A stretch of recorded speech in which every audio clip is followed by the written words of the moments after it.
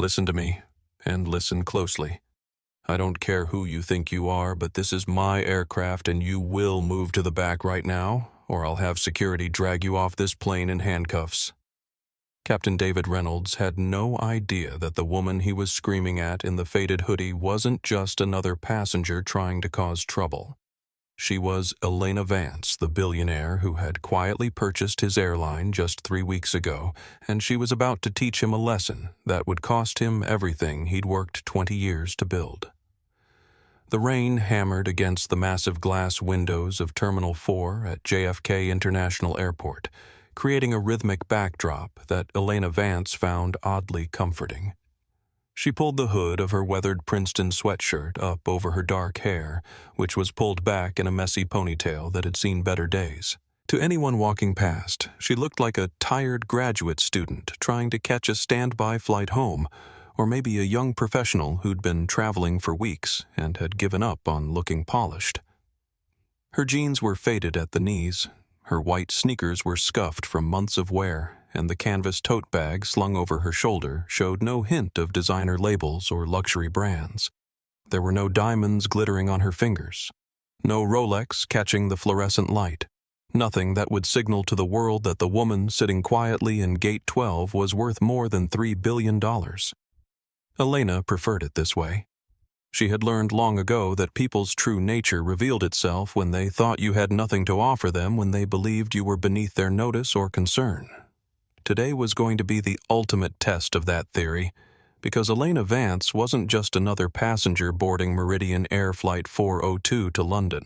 3 weeks ago, she had quietly acquired the struggling luxury airline through a web of shell companies and private equity firms, a purchase that had barely made a ripple in the business news cycle. Meridian Air had been hemorrhaging money for years, plagued by customer complaints about rude staff discriminatory treatment, and a culture that seemed to worship wealthy passengers while treating everyone else like an inconvenience. Elena had built her empire, Vance Global, by identifying broken systems and transforming them from the inside out. She had started with tech companies, then moved into shipping and logistics, always with the same approach.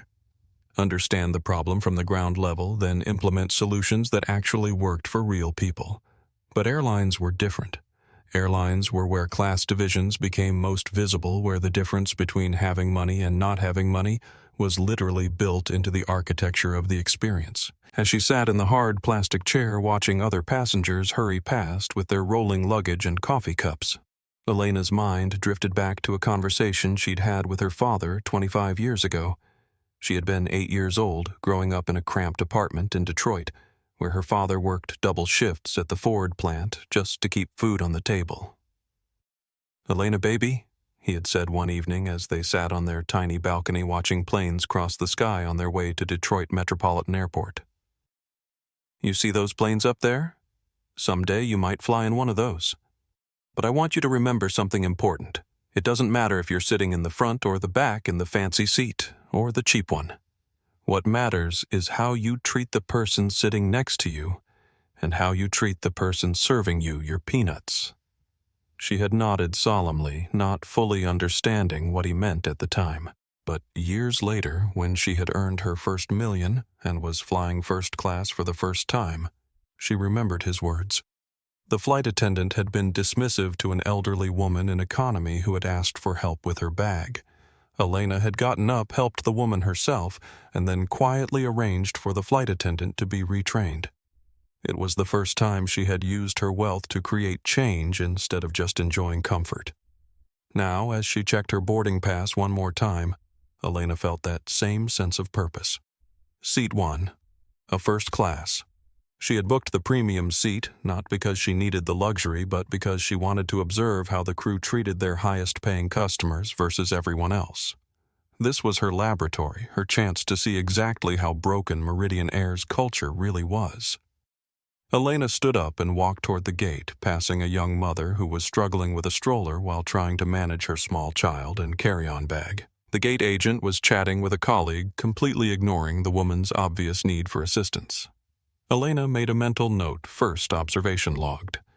The boarding process was about to begin, and Elena was ready to disappear into her role as just another passenger. She slipped her phone into airplane mode and tucked it into her bag. For the next 7 hours, she would be anonymous, invisible, just another person trying to get from New York to London. But unlike every other passenger on that plane, Elena Vance had the power to change everything that was about to happen. She had no idea that in a few hours she would need to use every bit of that power to survive what was coming. Next, Ashley Chen called out from behind the gate counter, barely looking up from her computer screen as she processed boarding passes. Her tone was efficient but cold, the kind of customer service that technically met the requirements, but stripped away any hint of human warmth. Elena approached the counter, noting how Ashley's demeanor had been completely different just moments before when she'd been chatting with her colleague about weekend plans. The young gate agent's smile had been genuine, then her laughter infectious. But now faced with the actual work of helping passengers, that warmth had vanished like steam in the air. "Boarding pass," Ashley said, extending her hand without making eye contact. Elena handed over the printed ticket, watching as Ashley's fingers moved mechanically across the keyboard. The computer beeped softly as the pass was scanned, and Ashley's eyebrows raised slightly as she read something on her screen. "First class," Ashley said, her voice carrying a note of surprise as she finally looked up at Elena. Her gaze traveled quickly from Elena's scuffed sneakers to her faded hoodie, lingering for just a moment too long on the frayed hem of her jeans. "Are you sure this is your ticket?" Elena felt a familiar tightness in her chest, the same feeling she'd experienced countless times growing up when people assumed she didn't belong in certain places. "Yes, I'm sure," she replied calmly, her voice steady and warm. "I booked it myself 2 weeks ago." Ashley handed the boarding pass back with obvious reluctance. "Okay, well, you'll need to wait until first-class boarding is called. Premium passengers only." She gestured vaguely toward a seating area that was already occupied by several well-dressed travelers who looked like they'd stepped out of a business magazine. Elena nodded and walked toward the designated area, settling into a seat where she could observe the entire boarding process. What she saw over the next 20 minutes was a masterclass in how subtle discrimination could be woven into everyday interactions. When first-class boarding was finally announced, Elena watched as Ashley transformed yet again. A distinguished, older man in an expensive suit approached the counter, and Ashley's entire posture changed. Her back straightened, her smile became radiant, and her voice took on a tone of respectful deference. "Welcome aboard, Mr. Harrison," Ashley said, though Elena was certain the man hadn't introduced himself. Clearly, frequent flyers with status were recognized on sight. "I hope you have a wonderful flight today. Would you like me to arrange for someone to help with your bags?" The contrast was jarring. Elena filed it away as another data point in her growing assessment of Meridian Air's culture. As Elena joined the line of first-class passengers making their way down the jet bridge, she found herself behind a woman in designer clothes who was speaking loudly into her phone about a business deal worth 7 figures. The woman's voice echoed off the walls of the narrow corridor, and she seemed completely oblivious to the fact that other passengers were trying to move around her. "Excuse me," Elena said politely, when the woman stopped abruptly to gesture dramatically while talking. The woman glanced back, saw Elena's casual attire, and rolled her eyes before stepping aside with obvious annoyance. "Some people have no sense of priority," she muttered loud enough for Elena to hear. Elena stepped onto the aircraft and was immediately struck by the visual divide that separated first class from the rest of the plane. The first-class cabin was a study in luxury wide leather seats that looked more like armchairs, each equipped with its own entertainment screen and adjustable lighting. The color scheme was all warm golds and rich browns, designed to evoke the feeling of an exclusive club. But it was the atmosphere that really caught Elena's attention. The flight attendant stationed at the door, whose name tag read Tiffany, was all smiles and enthusiasm as she welcomed the premium passengers aboard. Her voice was melodic, almost sing-song, as she directed each first-class passenger to their seat with personal attention and care. "Welcome aboard, Sir Tiffany," said to the businessman ahead of Elena. "I'm Tiffany, and I'll be taking care of you today. Can I offer you a welcome drink? Perhaps some champagne or fresh orange juice?" When Elena reached the door, Tiffany's demeanor shifted subtly but noticeably. The smile remained, but it felt practiced rather than genuine. Her eyes performed the same quick assessment that Ashley had done at the gate, taking in Elena's appearance with barely concealed confusion. "Boarding pass, please?" Tiffany said, her voice polite but lacking the warmth she'd shown to other passengers. Elena handed over her pass and watched as Tiffany studied it more carefully than seemed necessary. "Seat 1." Tiffany said slowly, as if the words didn't quite make sense. "That's right up here." She gestured toward the front of the cabin, but her tone suggested that perhaps there had been some mistake. "Thank you," Elena replied, maintaining her calm demeanor, even as she mentally catalogued this second instance of surprise at her presence in first class. As Elena made her way to seat 1A, she passed through what felt like a gauntlet of sideways glances from other first-class passengers. Some looked merely curious. Others seemed genuinely perplexed by her presence among them. A woman in pearls whispered something to her husband, who glanced over at Elena before whispering back. Seat 1. A was everything the marketing materials had promised: spacious, comfortable, with a clear view out the window and easy access to both the aisle and the galley. Elena stowed her canvas bag in the overhead compartment, noting how the simple act of reaching up caused her Princeton sweatshirt to ride up slightly, revealing the Stanford MBA pin she'd deliberately left attached to her jeans pocket, a small test to see if anyone would notice the contradiction between her appearance and her educational credentials. As she settled into her seat, Elena pulled out her phone and opened a note-taking app. She began typing, quickly documenting everything she'd observed so far: the gate agent's assumptions, the flight attendant's different treatment, the passengers' reactions. This was all evidence that would be crucial when she began implementing changes to Meridian Air's training and culture. But as she typed, Elena became aware of a conversation happening in the galley just behind her seat. Tiffany was talking to another flight attendant in hushed but urgent tones. "I'm telling you something's off about the passenger in 1A, Tiffany was saying. "She doesn't look like she belongs here. I mean, have you seen what she's wearing? It's like she's homeless or something." Elena's fingers paused over her phone screen. This was exactly the kind of attitude she'd suspected existed. But hearing it confirmed so bluntly was still shocking. "Maybe she won a contest or something," the other attendant replied. "You know, one of those social media giveaways." "Maybe," Tiffany said doubtfully. "But I'm keeping an eye on her. The last thing we need is someone causing problems when Mr. Bradley boards. You know how he gets about maintaining the premium experience." Elena's research had included a thorough review of Meridian Air's frequent flyers, so she knew exactly who they were talking about. William Bradley was a real estate mogul who flew first class at least twice a month and had a reputation for demanding special treatment. According to customer service reports, he'd lodged 17 complaints in the past year about everything from the temperature of his towels to the quality of other passengers in first class. As Elena continued listening to the conversation behind her, she realized that this flight was going to be an even more comprehensive test of Meridian Air's culture than she'd originally planned. She was about to experience firsthand how the airline treated passengers when someone with influence and money demanded preferential treatment. Elena smiled grimly as she looked out the window at the rain still falling on the tarmac. Her father had always told her that the true measure of a person's character was how they treated others when they thought no one important was watching.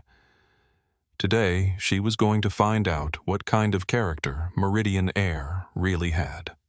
As Elena observed the continuing preparations in first class, her attention was drawn to the sounds coming from the economy section behind the partition curtain. Unlike the hushed, refined atmosphere of the premium cabin, economy buzzed with the energy of families trying to get settled, business travelers making last-minute phone calls, and the general chaos of people trying to fit oversized carry-on bags into overhead compartments that were clearly too small. But one voice stood out from the rest, a child's voice, bright and curious, asking the kind of innocent questions that only 4-year-olds could get away with. "Mommy, why do the people in the front get different cups?" the little boy was asking. "And why is their part so much bigger than ours?" Elena found herself smiling despite the concerning conversation she'd just overheard from the flight attendants. Children had a way of cutting straight to the heart of adult contradictions, asking the questions that everyone else had learned to ignore or accept. "Those are just different sections of the plane, Tommy," a woman's voice replied gently. "Some people pay more money to sit in the bigger seats." But why? Tommy persisted. Are they bigger people? Do they need more space? Elena could hear the mother's quiet laughter tinged with exhaustion. Not necessarily, sweetheart. It's just different rules for different people. The conversation made Elena curious about the family behind the curtain. During her research on Meridian Air's customer complaints, she'd noticed a pattern: families with young children often received the worst treatment, especially single mothers traveling alone. Flight attendants seemed to view them as potential disruptions rather than valued customers. Elena stood up ostensibly to stretch her legs, but really to get a glimpse of the economy section. As she approached the partition, she could see a young black woman in her early 30s trying to help her son get comfortable in seat 24B. The woman, who Elena would later learn was named Maya, had the kind of quiet determination that Elena recognized immediately. It was the look of someone who had learned to navigate the world by being extra careful, extra polite, and extra prepared for situations where she might not be welcome. Maya was beautiful in an understated way, with natural hair pulled back in a neat bun and clothes that were clearly chosen for practicality rather than fashion. She wore dark jeans and a cardigan that had seen better days, but everything about her was clean and carefully put together. This was someone who understood that appearance mattered in a world that was quick to judge. Tommy was a miniature version of his mother, with bright, intelligent eyes and a smile that seemed to light up everyone around him. He was small for 4 years old, wearing a carefully ironed polo shirt and tiny jeans that Elena suspected Maya had spent considerable time selecting. There was something about the way Maya kept adjusting Tommy's collar and smoothing his hair that suggested she was anxious about making a good impression. "Excuse me," Elena said softly, approaching their row. "I couldn't help but overhear your son's questions. He's very bright." Maya looked up with a mixture of surprise and wariness. Elena recognized the expression. It was the same one she'd worn countless times when well-meaning strangers had approached her and her father in public spaces when she was growing up. The look that said, "I appreciate the kindness, but I'm not sure what you want from us." "Thank you," Maya said carefully. "He's very curious about everything." Tommy looked up at Elena with the kind of direct, unfiltered attention that only children possessed. "Are you sitting in the fancy part?" he asked, without any self-consciousness. Elena knelt down to Tommy's eye level, a gesture that clearly surprised Maya. "I am," Elena said honestly. "But you know what? The most important thing about any seat on the plane is the person sitting in it. And from what I can tell, you and your mom are two pretty special people." Tommy beamed at the compliment, and Elena saw Maya's shoulders relax slightly. It was clear that positive interactions with strangers were rare enough to be noteworthy. "We're going to see my grandma in London," Tommy announced proudly. "She's in the hospital, but Mommy says we can make her feel better just by being there." Elena felt her heart clench. She looked at Maya, who nodded with a sad smile. "My mother had a stroke 3 weeks ago," Maya explained quietly. "Tommy and I have been saving up for this trip for 8 months. It's probably our only chance to see her." The weight of that statement settled heavily between them. Elena could see the story written in Maya's careful appearance and Tommy's excited chatter. This wasn't a vacation or a business trip. This was a family using everything they had to be with someone they loved during what might be her final weeks. "I'm so sorry," Elena said, and she meant it. "That must be incredibly difficult." Maya shrugged with practiced resilience. We're managing. Tommy's been such a good traveler. He's never been on a plane before, but he's been reading books about flying for weeks. I know all about airplanes now, Tommy said proudly. The engines make the plane go fast, and the wings make it fly, and the pilot sits in the front and talks to the people in the tower. Elena found herself genuinely charmed by Tommy's enthusiasm. There was something infectious about his excitement, even in the midst of what was clearly a stressful situation for his mother. That's right, Elena said. And you know what else? The pilot and all the people who work on the plane are here to make sure you and your mom have a safe, comfortable trip.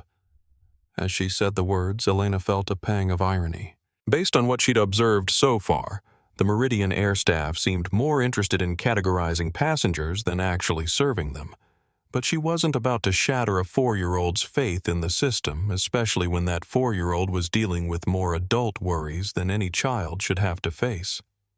Maya was studying Elena with new interest. You're very kind, she said. It's not often that people in first class... She trailed off, seeming to realize that finishing the sentence might be impolite. Not often that they acknowledge the rest of the plane exists, Elena finished gently. I know what you mean. There was something in Elena's tone that made Maya look at her more carefully. Despite Elena's casual appearance, there was an underlying confidence in the way she carried herself, a quality that suggested she was accustomed to being heard and respected. Are you traveling for business? Maya asked. Elena considered how to answer. The truth was complicated. She was traveling for business, but not in the way Maya probably meant. Something like that, she said finally. I'm hoping to make some changes in how certain companies operate. Before Maya could ask what she meant, Tommy tugged on his mother's sleeve. Mommy, I'm thirsty. Can we ask for some water? Maya glanced around the economy cabin, which was still in the boarding process. Flight attendants were moving through the aisles, helping passengers with their bags and answering questions. But Elena noticed that they seemed to focus their attention on certain types of passengers while ignoring others. We'll wait until after takeoff, Maya said gently. The flight attendants are busy right now. Elena saw the way Maya's eyes followed one particular flight attendant, a young man with gelled hair whose name tag read Brandon, as he chatted animatedly with a well-dressed businessman a few rows ahead. Brandon had been standing near their row for several minutes, but he hadn't acknowledged Maya or Tommy at all, despite Tommy's obvious excitement about the flight. Elena made another mental note. The pattern was becoming clear. Meridian Air's staff had learned to focus their attention on passengers who looked like they had money and influence while treating everyone else as if they were invisible. Well, Elena said, standing up, I should get back to my seat. But, Tommy, I want you to know that if you have any questions about flying or if you need anything during the trip, you can always ask me. Okay? Tommy nodded solemnly as if he'd been given an important responsibility. Okay. Thank you, lady. My name's Elena, she said. Thank you, Miss Elena. Tommy said his pronunciation careful and deliberate. As Elena walked back toward first class, she heard Tommy whisper to his mother. She seems really nice. I like her smile. Maya's response was too quiet for Elena to hear, but something in her tone suggested that kindness from strangers was rare enough to be treasured. Elena settled back into seat 1A with a new sense of purpose. She had originally planned this flight as a general assessment of Meridian Air's service culture. But now she had specific faces to think about, real people who deserved better than what this airline was apparently prepared to give them. As she looked out the window at the ground crew preparing the plane for departure, Elena thought about her father's words again.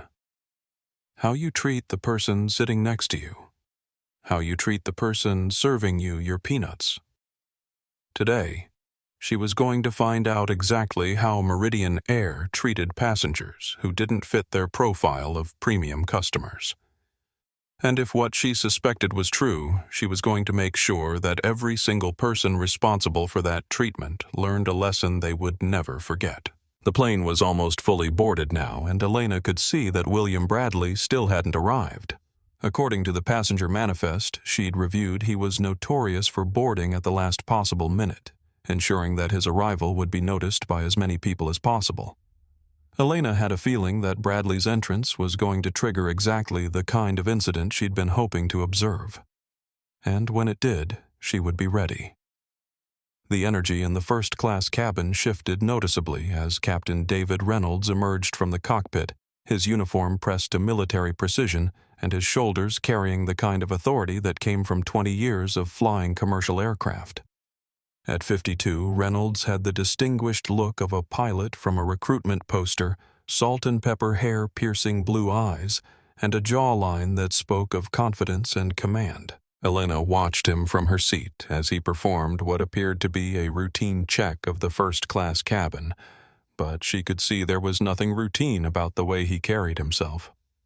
Reynolds moved through the space like he owned it, nodding to passengers with the kind of measured acknowledgement that suggested he knew exactly who belonged in his premium cabin and who didn't. When his eyes landed on Elena, she felt the same quick assessment she'd experienced from the gate agent and flight attendant. Reynolds' gaze lingered for just a moment longer than was polite, taking in her appearance with what Elena recognized as professional suspicion. She had seen that look before. It was the expression of someone who had learned to categorize people quickly and make judgments based on those categories. "Good evening," Reynolds said as he approached her seat, his voice carrying the kind of authoritative warmth that pilots perfected for passenger interactions. "I'm Captain Reynolds. I'll be flying you to London today." "Good evening," Captain Elena replied with a polite smile. "Thank you."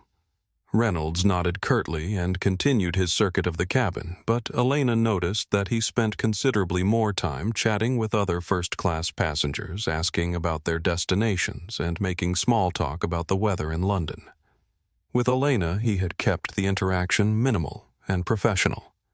As Reynolds finished his cabin check and returned to the cockpit, the aircraft's intercom crackled to life with his voice now amplified and carrying the practiced cadence of someone accustomed to being listened to without question. "Ladies and gentlemen, this is Captain Reynolds speaking. We're currently waiting for one final passenger before we can begin our pushback from the gate. We appreciate your patience as we ensure all our premium guests are aboard and comfortable for this evening's flight to London Heathrow." Elena caught the subtle emphasis on premium guests and filed it away as another data point. Everything about Meridian Air's culture seemed designed to reinforce hierarchies and make distinctions between different classes of passengers. The reason for the delay became clear when a commotion erupted at the aircraft door. William Bradley had arrived, and he wasn't traveling alone. Bradley swept into the first-class cabin, followed by an entourage that included his personal assistant, a bodyguard, and someone who appeared to be carrying his luggage. At 63, Bradley was the kind of man who had never learned to moderate his voice or consider other people's comfort.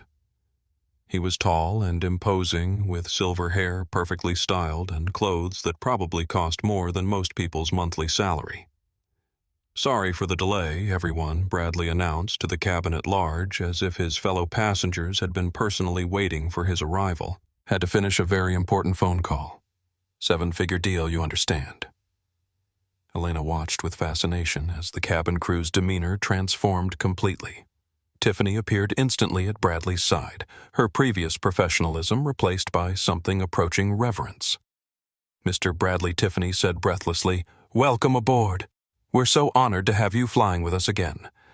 I've prepared your usual seat, and I took the liberty of chilling your preferred champagne." Bradley basked in the attention, clearly accustomed to this level of service. "Excellent, Tiffany. I knew I could count on you to take care of everything properly." As Tiffany guided Bradley toward his seat, which Elena realized was supposed to be directly across from her in seat 1B, Elena observed the way other passengers reacted to Bradley's arrival. Some looked annoyed at the delay and the noise, but they kept their expressions carefully neutral. Others seemed impressed by his obvious wealth and status. What struck Elena most was the complete transformation in the crew's behavior. Brandon, the flight attendant she'd noticed ignoring Maya and Tommy in economy, had materialized in the first-class cabin to help with Bradley's carry-on bags.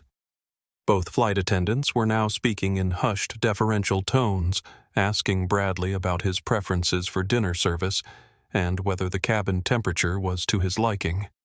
Actually, Bradley said, settling into seat 1B and looking around the cabin with proprietorial satisfaction, "I'm going to need some privacy for this flight.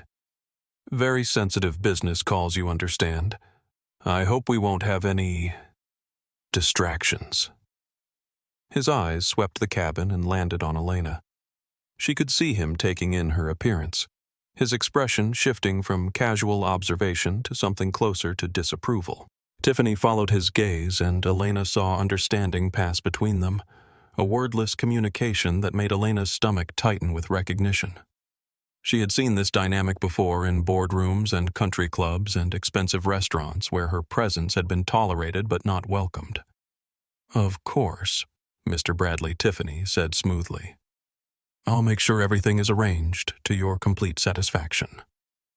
Bradley nodded approvingly and pulled out his phone, immediately launching into what sounded like a business call that involved a lot of shouting and profanity. Elena noted with irony that his need for privacy apparently didn't extend to keeping his voice down or showing consideration for other passengers. As the crew continued to fuss over Bradley's preferences, Elena became aware of movement in the economy section. Through the gap in the partition curtain, she could see that Tommy was standing in the aisle looking toward the first-class cabin with wide-eyed curiosity. "Mommy," she heard him say in his clear, carrying voice, "why is that man so loud? And why are all the airplane people being so nice to him?" Maya's response was too quiet for Elena to hear, but she could imagine the conversation, another difficult moment where a parent had to explain adult behavior that didn't make much sense from a 4-year-old's perspective. Bradley, apparently hearing Tommy's question, looked toward the economy section with visible irritation. "Jesus," he muttered, not quite under his breath. "Can't we get some quiet on this flight? I'm trying to conduct business here." Elena felt a surge of protectiveness toward Tommy and Maya, but she forced herself to remain calm and continue observing. This was exactly the kind of situation she needed to see play out naturally before she could understand how deeply the problems at Meridian Air ran. Tiffany had clearly heard both Tommy's innocent question and Bradley's complaint. Elena watched as the flight attendant's face went through a series of calculations, weighing her desire to please Bradley against the need to maintain some semblance of professionalism with other passengers. "I'll make sure the cabin remains quiet for you, Mr. Bradley," Tiffany said finally.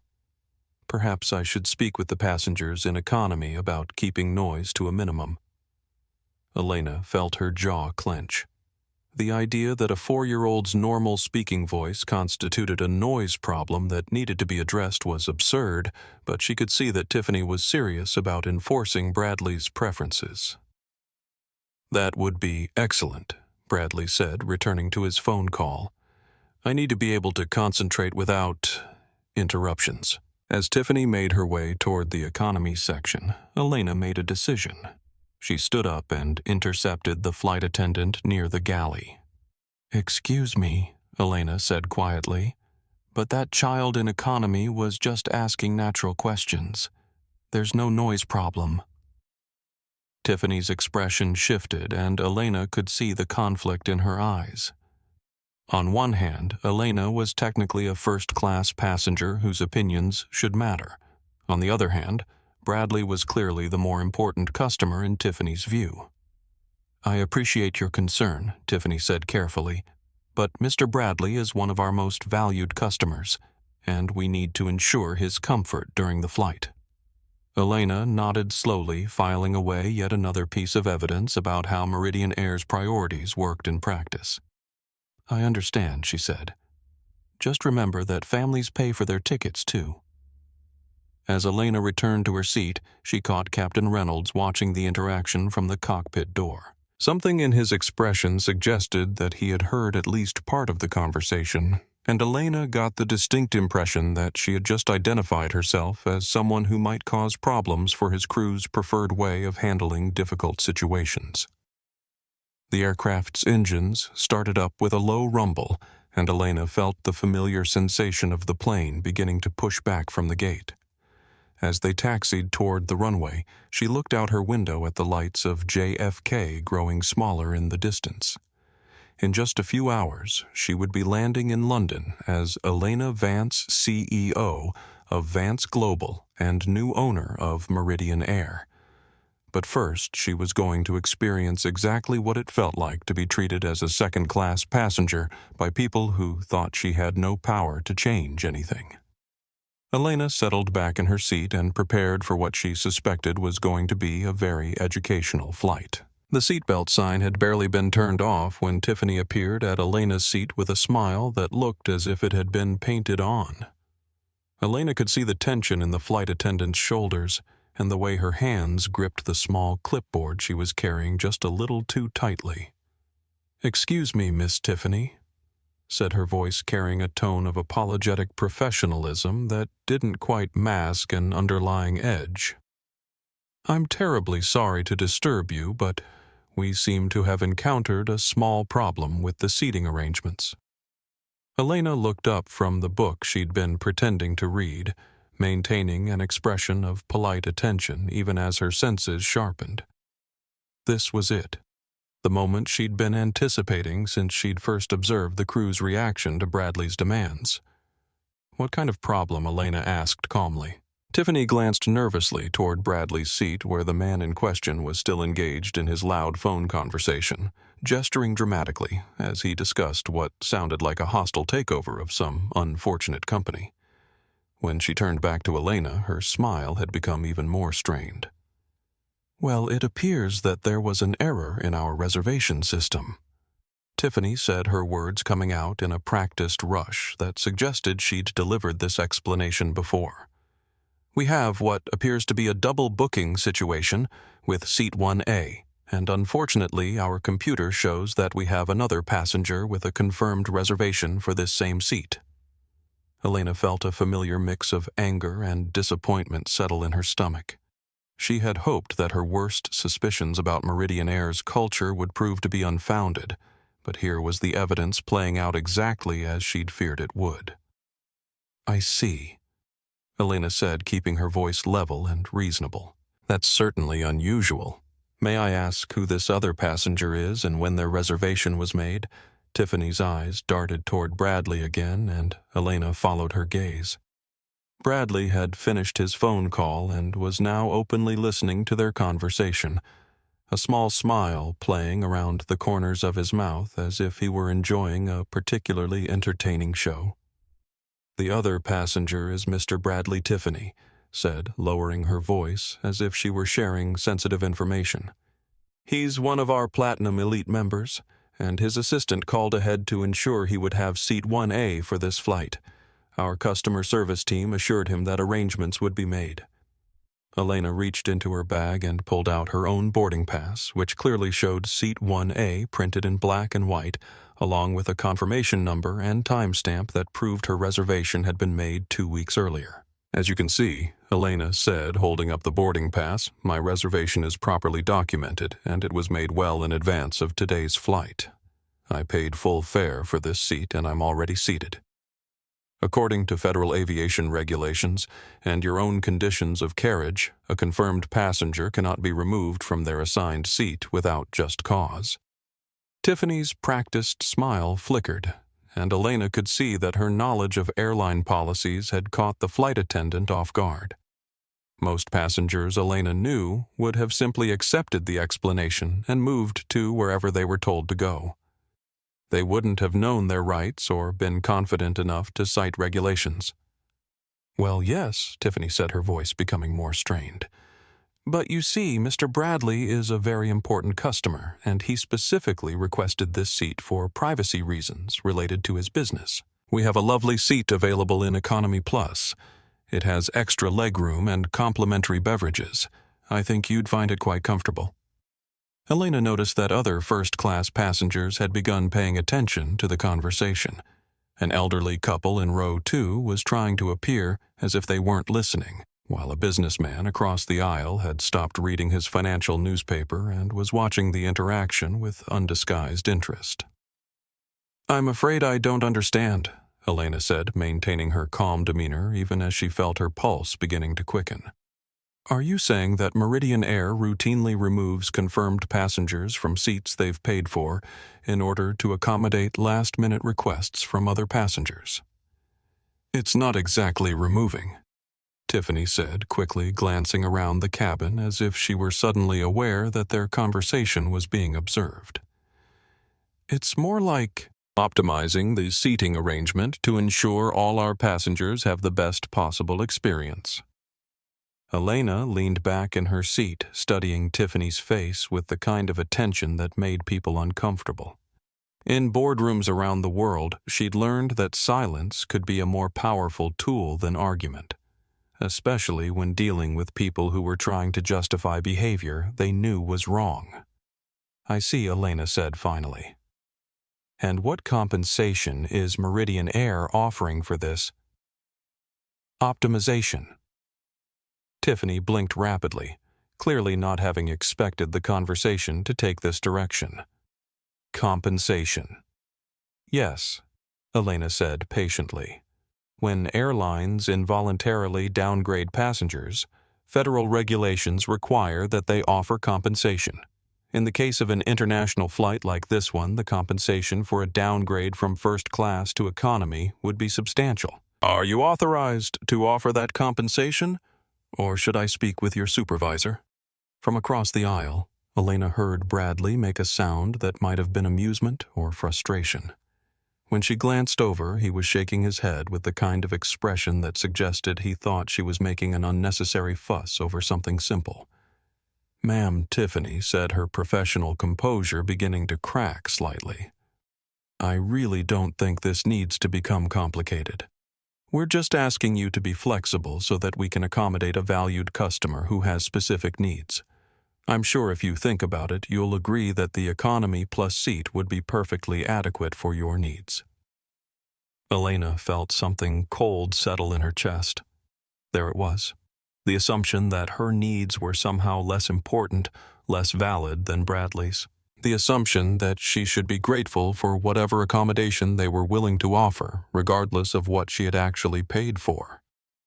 "I'm afraid I disagree," Elena said, her voice still calm, but carrying a new note of steel that made Tiffany take a small step backward.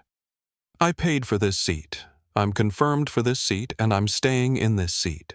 If Mr. Bradley has specific seating requirements, I suggest he work with your reservations team to ensure those requirements are met when he books his travel." The cabin had gone noticeably quiet. Even Bradley had stopped shuffling through his papers and was now paying full attention to the conversation.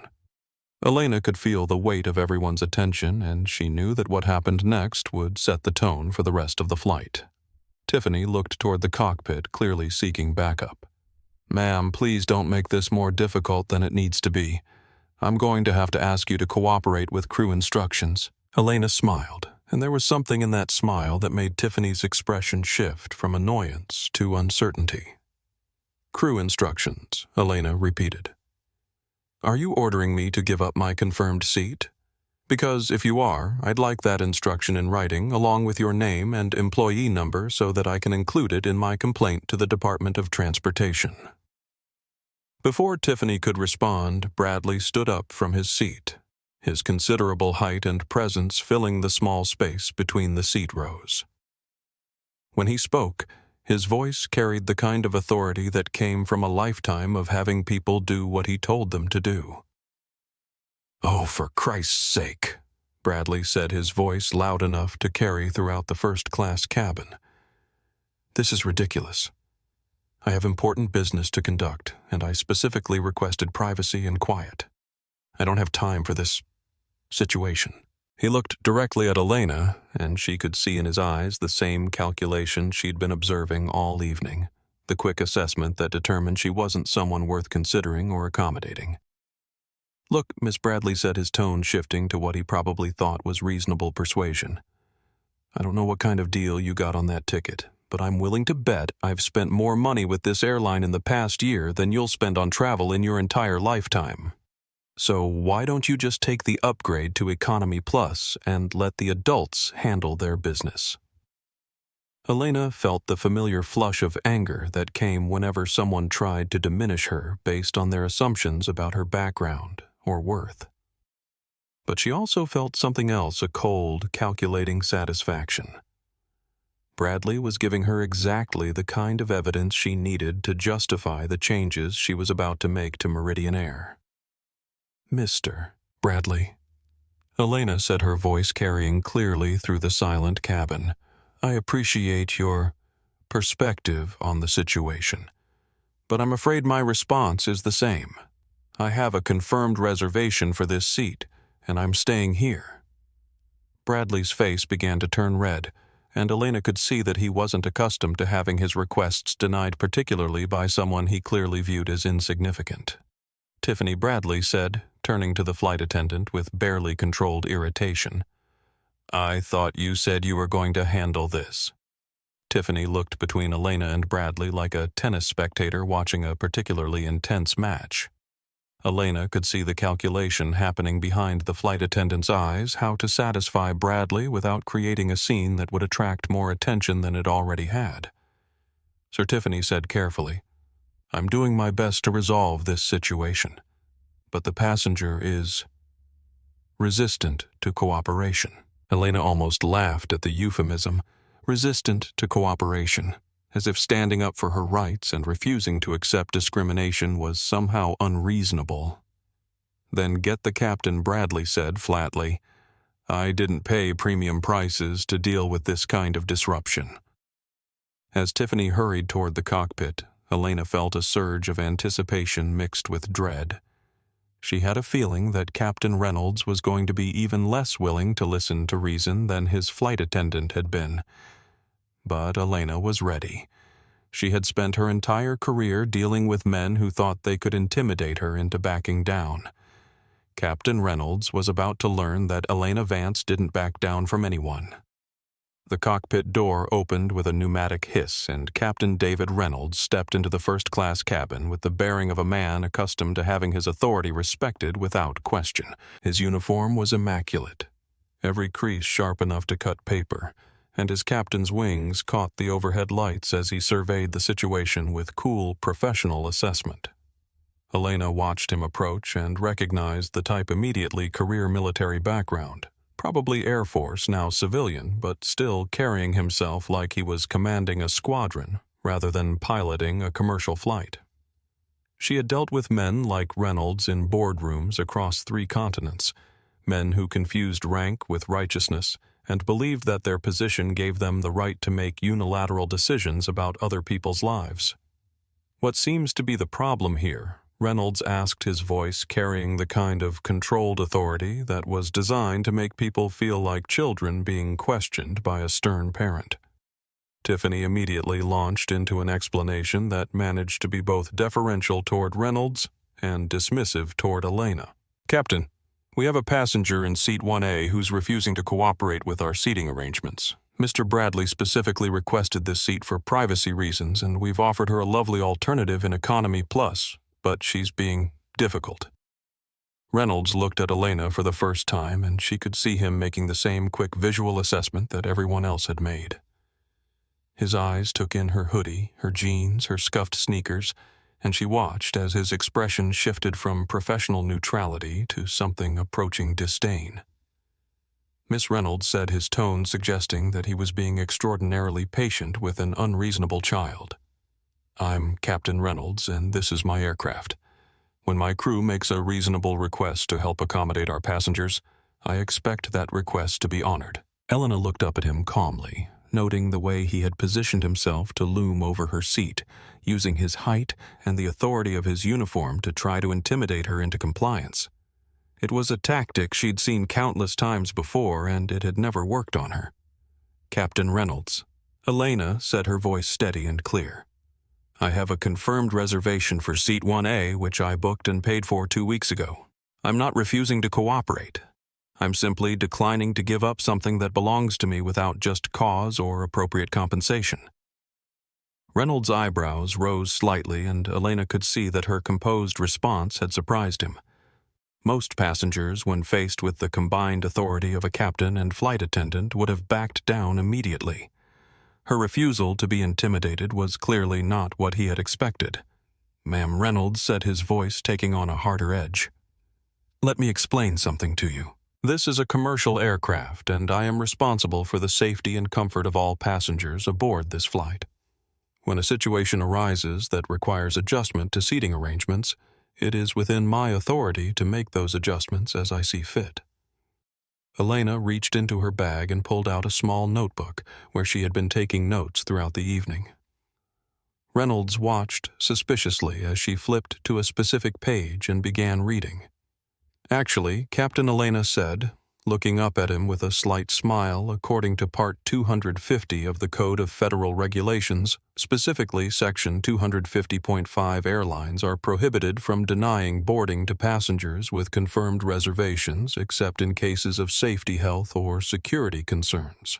Since I'm already boarded and seated, and since you haven't alleged any safety or security issues, your authority to remove me is quite limited." The cabin had gone completely silent.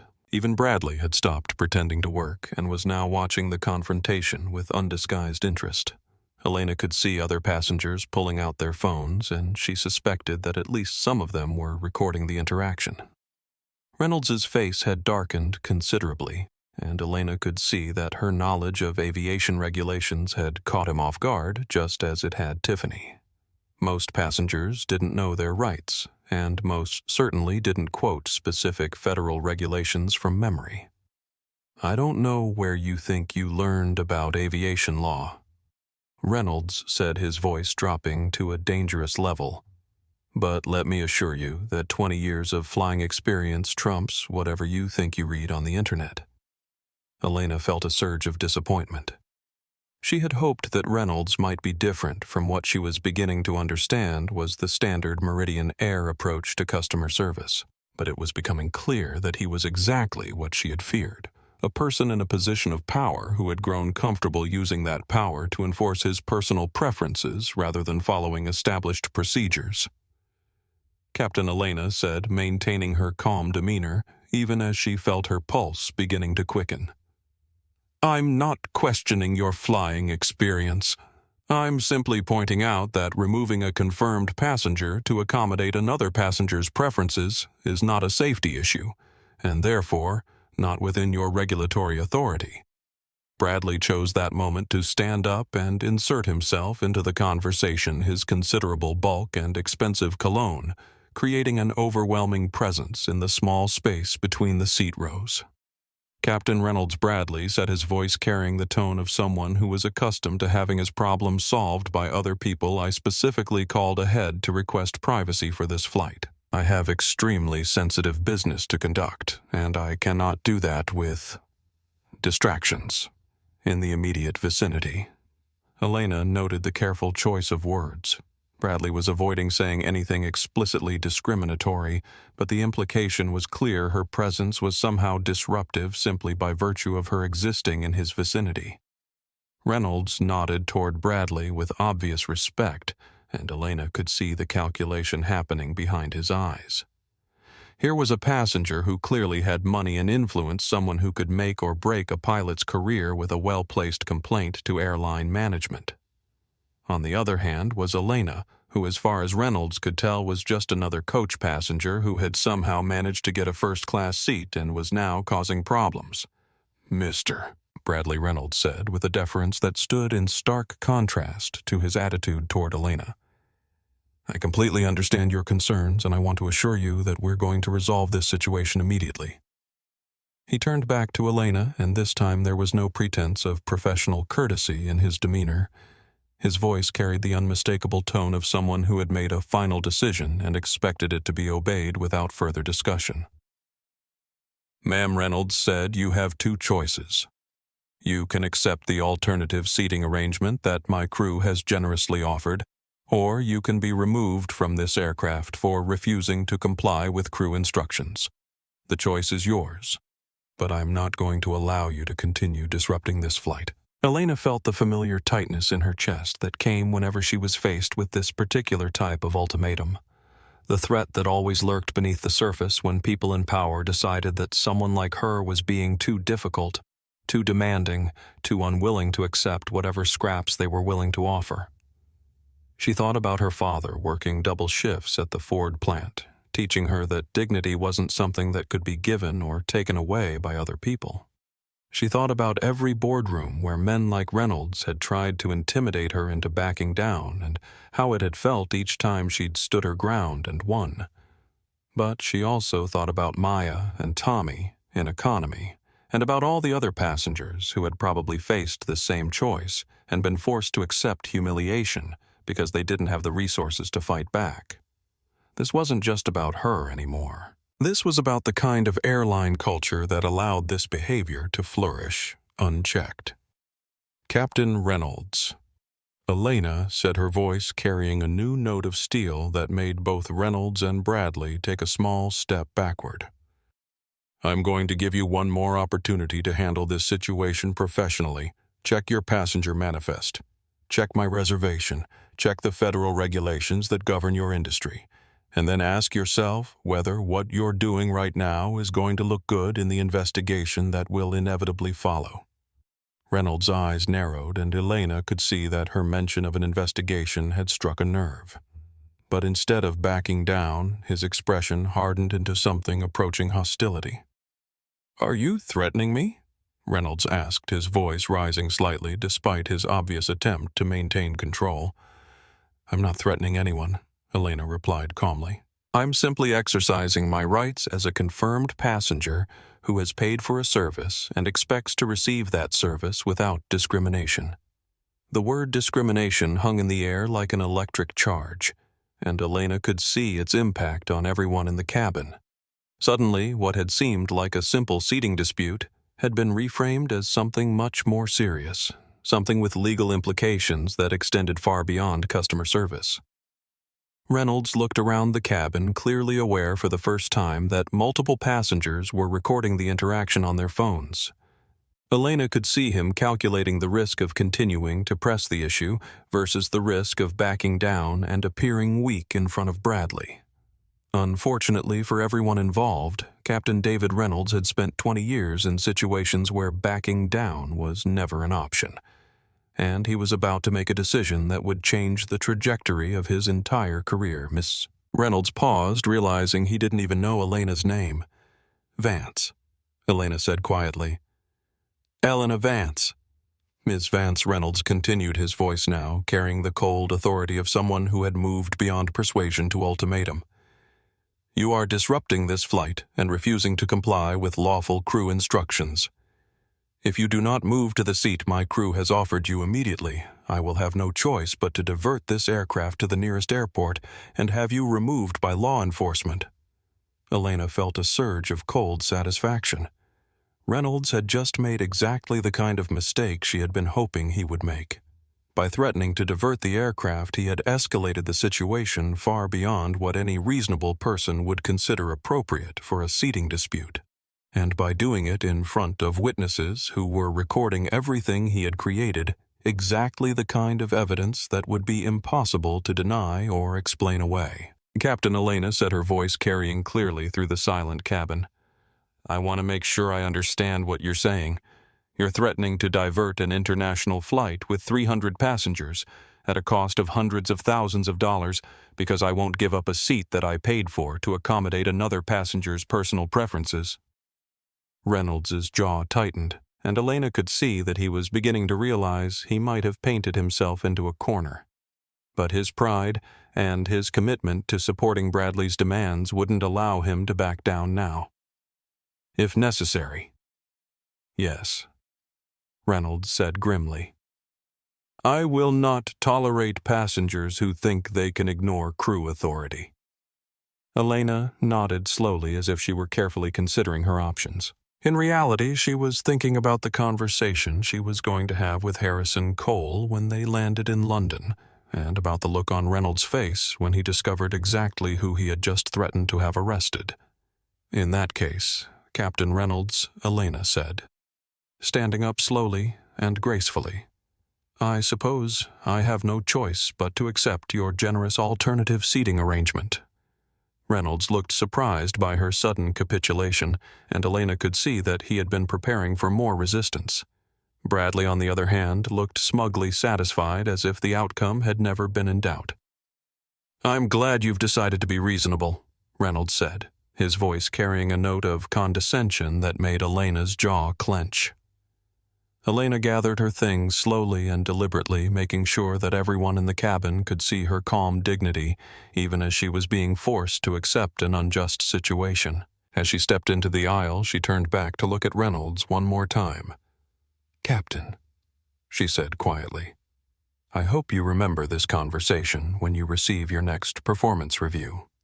And with that, Elena Vance, billionaire, CEO, and owner of Meridian Air, walked toward economy class to take her place among the passengers that her own airline considered unworthy of proper treatment. Elena's journey from seat 1A to the back of the plane felt like walking through a museum exhibit on the anatomy of inequality. Every step down the narrow aisle revealed another layer of how airlines had learned to sort human beings into carefully calibrated categories of worth and treatment. As she passed through the business class section, Elena noted the subtle but meaningful differences from first class. The seats were still leather but slightly smaller. The passengers were still well-dressed, but their clothes spoke of earned success rather than inherited wealth. These were the middle managers and regional directors, the people who flew business class on company accounts and felt grateful for the upgrade. Several business class passengers looked up as she passed, their expressions ranging from curious to sympathetic. An older woman in 6B shook her head disapprovingly, though whether her disapproval was directed at Elena or at the situation itself wasn't clear. A man in a rumpled suit caught Elena's eye and gave her a small nod that seemed to say he understood exactly what had just happened and didn't think it was right. But it was when Elena passed through the curtain into economy that the full impact of the airline's hierarchy became apparent. The physical difference was striking. The seats were noticeably smaller, packed closer together, and covered in fabric that had seen better days. The lighting was harsher, more fluorescent, and there was a subtle but distinct change in the air quality that suggested the ventilation system prioritized the premium cabins. More than that, though, Elena could sense the different energy among the economy passengers.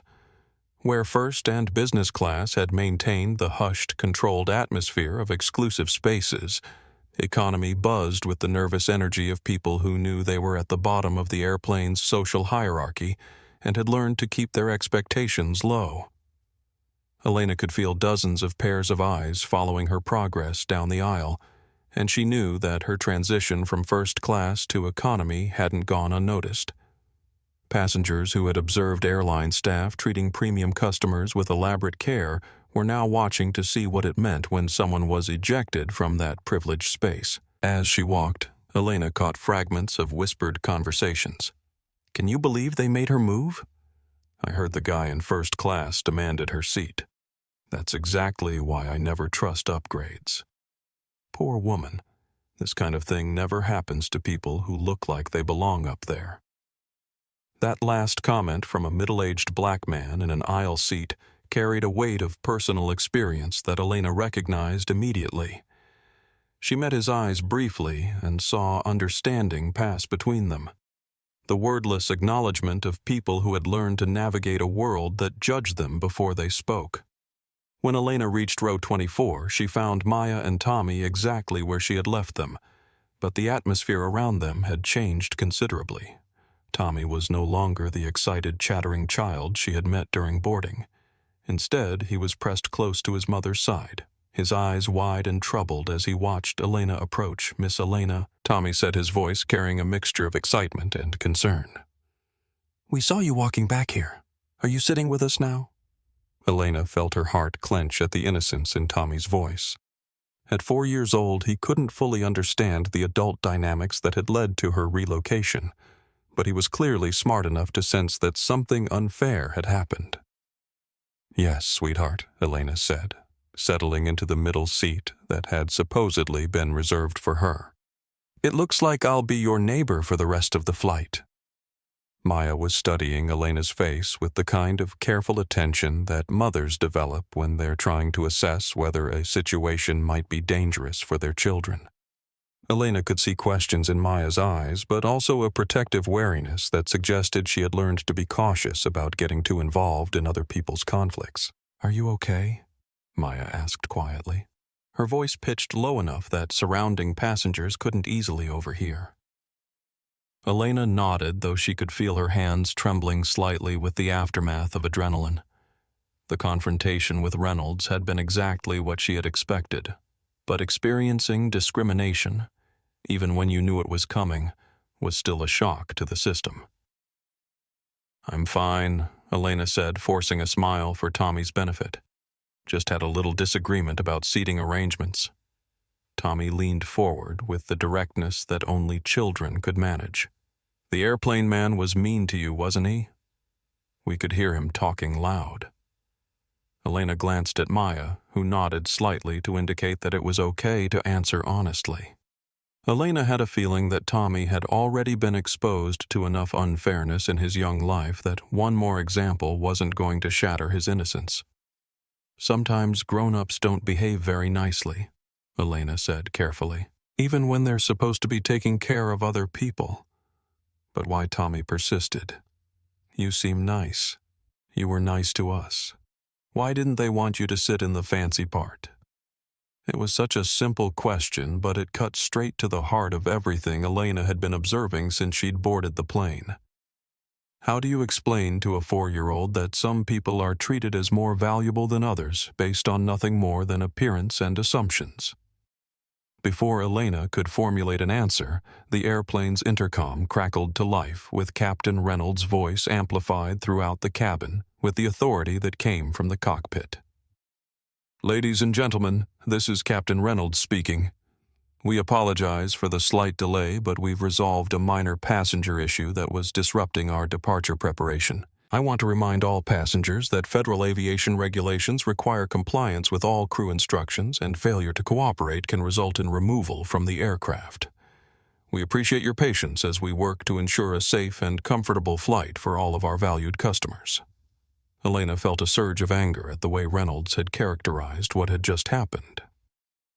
By describing it as a passenger issue that had been resolved, he was creating a narrative that painted her as a troublemaker who had been appropriately dealt with while completely ignoring the discriminatory nature of what had actually occurred. Around the economy cabin, Elena could hear passengers murmuring to each other about the announcement. Some seemed to accept Reynolds' explanation at face value, but others clearly understood that they had just witnessed something more complicated than a simple passenger compliance issue. Maya was looking at Elena with new understanding, her protective instincts clearly warring with her curiosity about what had really happened in first class. Were you causing problems?" Maya asked hesitantly, as if she couldn't quite reconcile the kind woman who had been nice to her son with Reynolds' description of a disruptive passenger. Elena shook her head. "I was sitting in a seat I had paid for, and I was asked to give it up so someone else could have it. When I said no, things escalated. Because he was more important, Tommy asked, his voice carrying the kind of logic that only children possessed. Because some people think he's more important," Elena corrected gently.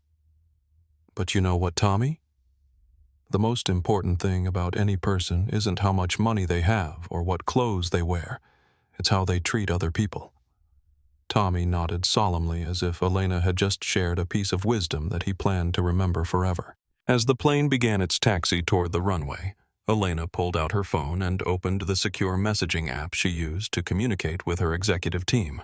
Her fingers moved quickly across the screen as she typed a message to Harrison Cole, her chief of operations. "Harrison, Flight MA 402 proceeding as planned, but situation has escalated beyond expectations. Captain David Reynolds and crew have engaged in textbook discrimination. We'll need full legal team at Heathrow upon arrival. Prepare termination documentation for Reynolds Bradley and involved flight crew. This is bigger than we thought. Elena. She hit send and then opened her phone's camera app. What was about to happen during this flight needed to be documented thoroughly because Elena had a feeling that Reynolds wasn't finished demonstrating exactly why Meridian Air needed new leadership. As the plane accelerated down the runway and lifted into the night sky, Elena felt the familiar sensation of gravity pulling her back into her seat. But this time, the physical sensation seemed to mirror something else entirely, the feeling of being pulled into a situation that was about to change everything for everyone involved. In first class, Captain Reynolds was probably congratulating himself on having handled a difficult passenger. William Bradley was likely settling into his coveted seat with satisfaction, convinced that his money and influence had solved another problem. Neither of them had any idea that the woman they had just humiliated in front of a cabin full of witnesses owned the airline they worked for, and that their actions over the next few hours were going to cost them everything they had worked to build. Elena looked out the small window at the lights of New York falling away below them, and she thought about her father's words again. How you treat the person sitting next to you. How you treat the person serving you your peanuts. Tonight she was going to find out exactly how Meridian Air treated people they thought didn't matter. And tomorrow she was going to make sure everyone responsible for that treatment learned what it felt like to be on the receiving end of consequences they couldn't charm or buy their way out of. The difference in service between first class and economy became apparent within minutes of takeoff, and Elena found herself documenting a masterclass in how airlines had learned to make inequality feel normal and acceptable. While Elena was still settling into her cramped middle seat, she could hear the sounds of first-class service beginning in the premium cabin. The gentle clink of real glassware, the murmur of flight attendants asking about drink preferences, and the rustle of warm towels being distributed to passengers who had paid for the privilege of being treated like human beings. In economy, the service cart hadn't even appeared yet, and Elena could see passengers around her beginning to shift restlessly in their seats, already calculating how long it might be before they could get something as basic as a glass of water. Tommy, who had been watching everything with the sharp attention that 4-year-olds brought to new experiences, tugged on his mother's sleeve and whispered something that Elena couldn't quite hear. Maya's response was equally quiet, but Elena could see the tension in her shoulders and knew that whatever Tommy had asked about was something that was causing his mother concern. "Is everything okay?" Elena asked softly. Maya hesitated, clearly not wanting to burden a stranger with her problems, but Tommy had no such reservations about sharing what was on his mind. "I need my medicine," Tommy said matter-of-factly. "But it tastes really bad with cold water. Mommy usually mixes it with warm water, but we don't have any." Elena felt a familiar surge of protectiveness toward the little boy. She looked at Maya, who was clearly struggling with the dilemma of a parent trying to manage a medical need in an environment where she had little control over the resources available to her. "What kind of medicine is it?" Elena asked gently. "Asthma medication," Maya explained quietly. "He's supposed to take it every 6 hours, and it's been almost 7 since his last dose. The cold air on the plane sometimes triggers his symptoms, so I don't want to wait much longer."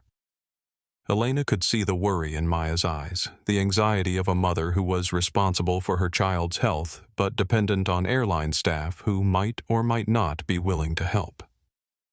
It was exactly the kind of situation that revealed how quickly airline hierarchies could turn from mere inconvenience into genuine hardship. "Let me talk to the flight attendants," Elena offered. "Getting warm water shouldn't be a problem." Maya looked doubtful. "They seem pretty busy with the first-class passengers." Elena had already observed that busy wasn't exactly the right word for what the flight attendants were doing. Through the gaps in the curtain, she could see Tiffany and Brandon engaged in what appeared to be an elaborate ritual of pampering Bradley and the other premium passengers, taking their time with each interaction, as if they had all the time in the world. Elena stood up and made her way toward the front of the economy section, where Brandon was distributing bags of pretzels, with the kind of efficiency that suggested he was trying to get through coach service as quickly as possible so he could return to more important duties. "Excuse me," Elena said politely as Brandon reached her row. "I'm wondering if you could help with a request for warm water. The little boy in 24B needs to take medication, and it needs to be mixed with warm water." Brandon looked up from his card with the expression of someone who had been interrupted during an unpleasant task.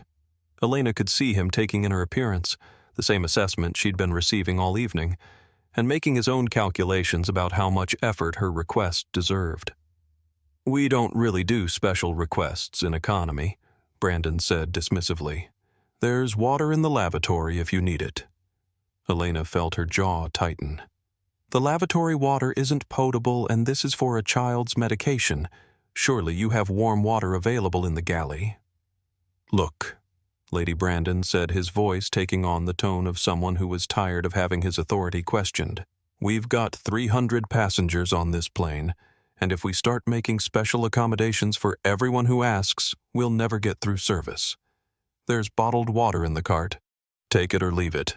Elena looked at the bottled water Brandon was offering, knowing that it would be too cold to effectively dissolve Tommy's medication and that the resulting mixture would be difficult for a 4-year-old to swallow.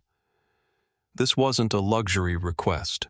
It was a basic health need that any competent flight crew should have been able to accommodate without difficulty. "I understand you're busy," Elena said, maintaining her calm tone despite her growing frustration. "But this is a medical necessity for a child. I'm not asking for anything complicated, just access to the warm water that I know is available in the galley for coffee and tea service." Brandon's expression hardened, and Elena realized that her persistence was being interpreted as exactly the kind of difficult behavior that the crew had already decided she was prone to. Ma'am Brandon said loudly enough that passengers in nearby rows could hear, "I've already told you what's available. If you continue to argue with crew instructions, I'm going to have to report this to the captain." The threat hung in the air like a challenge, and Elena could feel other passengers watching the interaction with the kind of uncomfortable attention that came when people witnessed something they knew was wrong but weren't sure they should get involved. Elena thought about her options.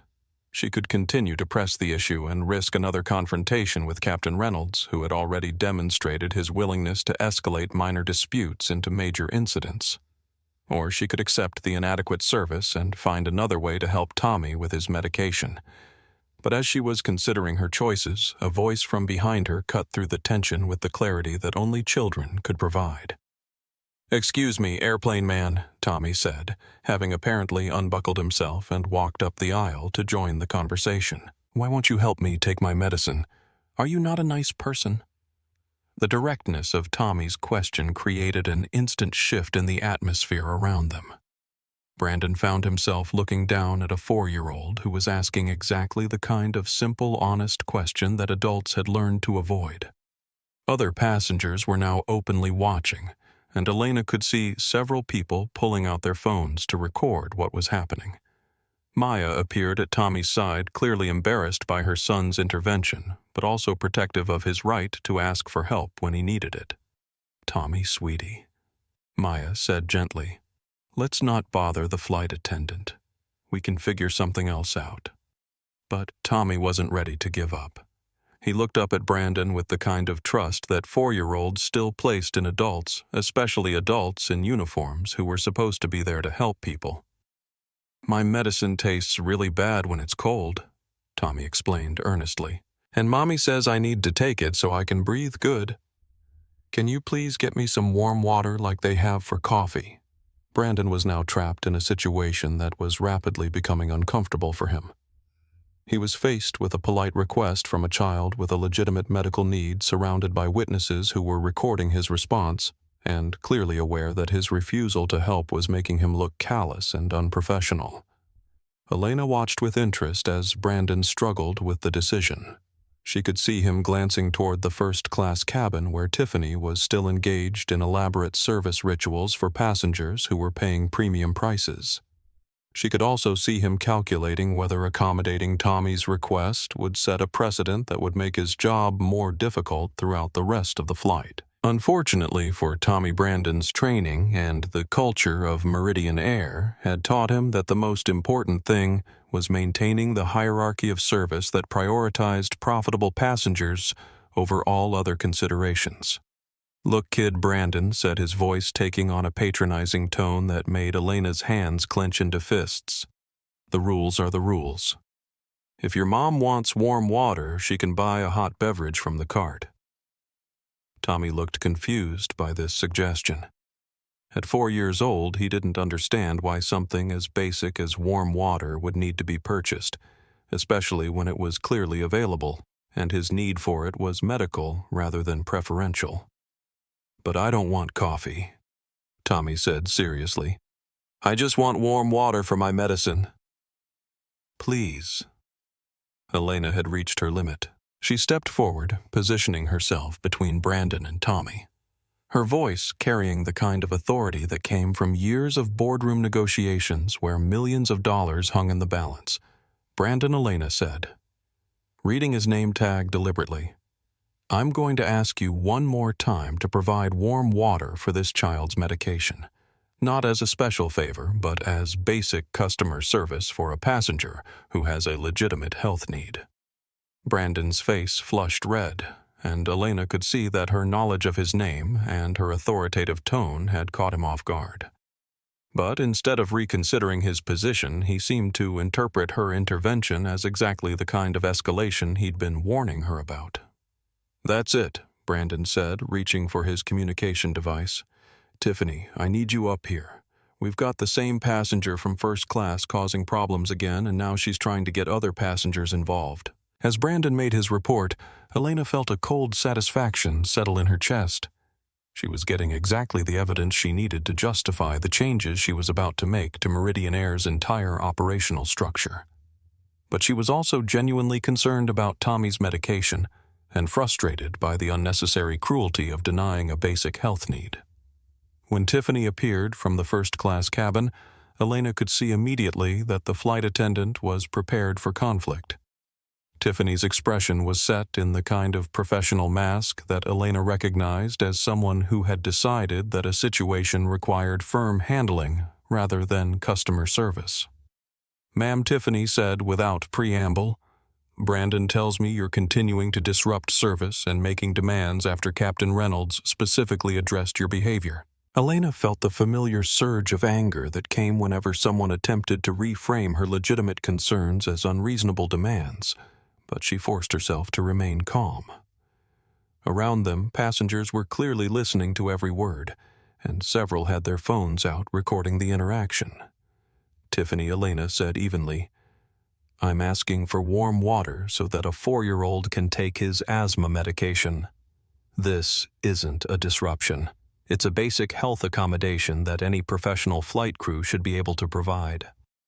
Tiffany looked down at Tommy, who was still standing beside his mother with the kind of patient expectation that suggested he still believed that adults would eventually do the right thing when the situation was explained to them clearly enough. Elena could see the calculation happening behind Tiffany's eyes, how to handle a request that was clearly reasonable while maintaining the authority structure that Captain Reynolds had established when he'd forced Elena to move from first class. What Elena saw in Tiffany's face in that moment was a perfect microcosm of everything that was wrong with Meridian Air's culture. The flight attendant was more concerned with maintaining the appearance of authority than with providing basic service to passengers, and she was willing to deny a medical need to a child in order to prove that Elena didn't deserve special consideration. "I'm sorry," Tiffany said, though her tone suggested she wasn't sorry at all. "But we can't make special accommodations for every individual request. If you need warm water, you can purchase a hot beverage." Tommy looked up at Tiffany with the kind of confusion that came when a 4-year-old encountered adult behavior that made no sense according to the basic rules of kindness that children still believed in. "But I can't drink coffee," Tommy said seriously. "I'm only 4, and I really need my medicine." Elena watched as Tiffany's expression remained unmoved by Tommy's explanation. This was the moment that crystallized everything Elena had observed about Meridian Air's culture. A child with a medical need was being denied basic accommodation because the adults in charge were more concerned with maintaining arbitrary authority than with showing basic human compassion. Elena pulled out her phone and opened the voice recording app, making sure that her action was visible to both flight attendants. "Let me make sure I understand this correctly," Elena said, her voice carrying clearly in the quiet cabin.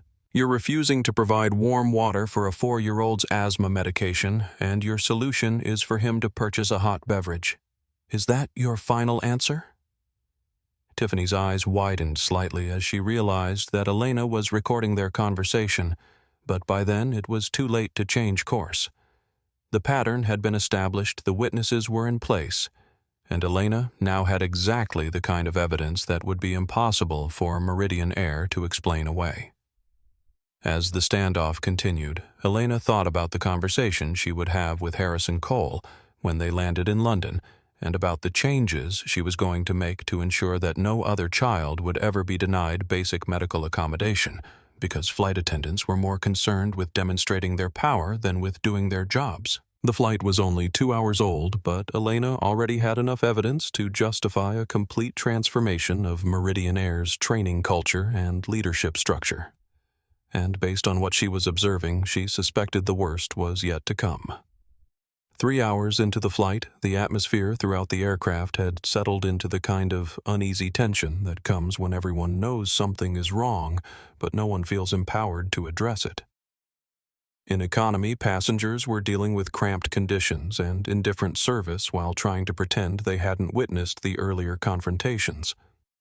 In first class, the mood was equally strained, despite the elaborate attention being lavished on the premium passengers.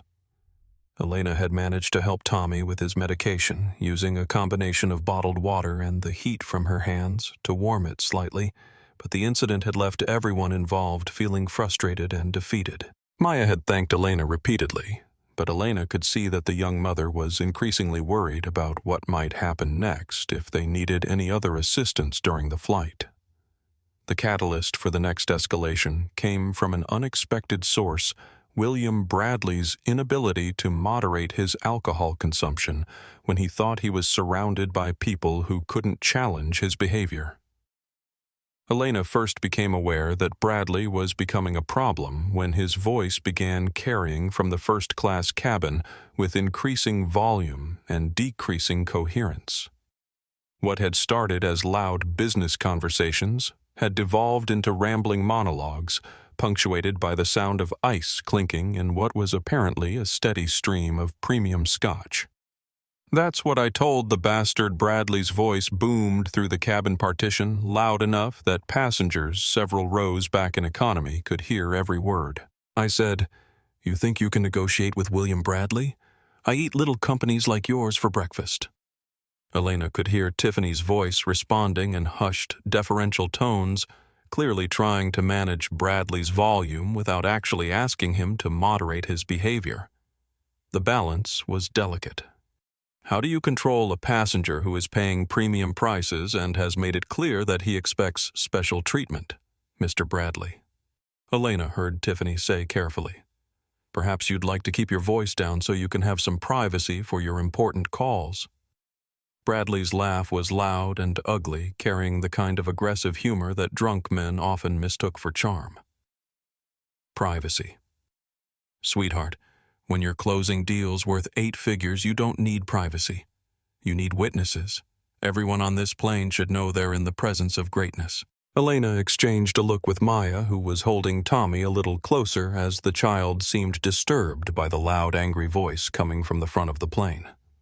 Tommy had been asking increasingly worried questions about why the man in the fancy part was being so loud, and Maya was running out of ways to explain adult behavior that didn't make sense to anyone, including the adults who were witnessing it. The situation escalated dramatically when Bradley apparently decided that he needed to stretch his legs. Elena heard the sound of his seat being moved, followed by heavy footsteps in the aisle, and then Bradley's voice getting closer as he made his way toward the economy section. "Time for a little walkabout," Bradley announced to no one in particular. "See how the other half lives. Check on the help." When Bradley pushed through the curtain separating business class from economy, Elena felt the entire atmosphere of the cabin shift. Here was a man who was clearly intoxicated, moving through a space filled with families and trying to sleep, carrying himself with the kind of aggressive entitlement that suggested he viewed everyone around him as entertainment rather than fellow human beings. Bradley was still carrying his glass of scotch, and Elena could see that his expensive suit was rumpled and his tie was askew. His face was flushed red from alcohol, and his eyes had the unfocused look of someone who had crossed the line from social drinking to genuine intoxication. As Bradley made his way down the economy aisle, Elena watched other passengers instinctively lean away from him, creating a small zone of uncomfortable space around his passage. Children stopped talking. Adults looked down at their books or phones, and everyone seemed to be hoping that Bradley would complete his tour and return to first class without incident. Unfortunately, Bradley's attention was drawn to exactly the passenger Elena had been most concerned about protecting. Well, Bradley said, stopping directly beside row 24, where Elena Maya and Tommy were sitting. If it isn't the little troublemaker from first class. Slumming it back here with the regular folks now. Are we?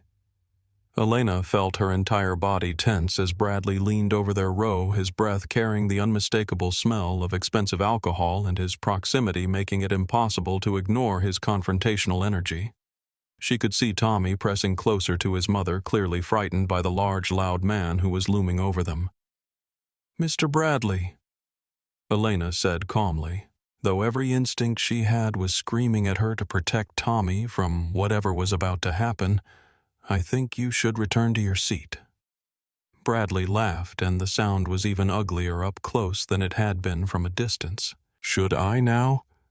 And who exactly do you think you are to tell me where I should or shouldn't go on this airplane? Elena was acutely aware of all the eyes watching this confrontation of phones being discreetly positioned to record whatever happened next, and of Tommy's wide-eyed confusion as he witnessed adult behavior that violated every rule of kindness and consideration that he'd been taught to follow. I'm someone who thinks you're drunk and bothering other passengers, Elena replied evenly, her voice carrying clearly through the silent cabin. Bradley's expression shifted from amusement to something more dangerous, and Elena could see that her directness had struck exactly the kind of nerve that alcohol tended to expose in men who weren't accustomed to being challenged. Drunk Bradley repeated, his voice rising. Lady, I'm celebrating. I just closed a deal that's worth more than everyone in this section will make in their entire lifetimes combined. I think that entitles me to celebrate however I want. Tommy chose that moment to ask the kind of innocent question that only 4-year-olds could get away with. Mommy, why is the loud man being mean? Doesn't he know that's not nice? The pure honesty in Tommy's question seemed to hit Bradley like a physical blow. Elena watched as the businessman's face went through a series of expressions. Surprise, anger, and then something that looked almost like shame, before settling back into belligerent defensiveness. What did you say, kid? Bradley demanded, focusing his attention on Tommy with an intensity that made Maya instinctively pull her son closer. Tommy Maya said quietly, Don't talk to the man. But Tommy, with the fearless honesty that children possessed before they learned to be afraid of powerful adults, looked up at Bradley with genuine curiosity. I said you're being mean, Tommy replied seriously. My mommy says we should use nice voices on airplanes so everyone can be comfortable.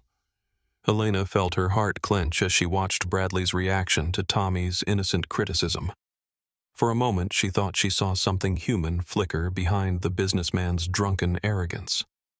Perhaps the recognition that a 4-year-old was displaying more emotional intelligence than he was. But the moment passed, quickly replaced by the kind of aggressive defensiveness that drunk men often use to cover their embarrassment at being called out by someone they couldn't intimidate. Listen here, you little. Bradley started pointing his finger directly at Tommy. Stop right there, Elena said, her voice carrying a warning that was unmistakable despite its quiet tone.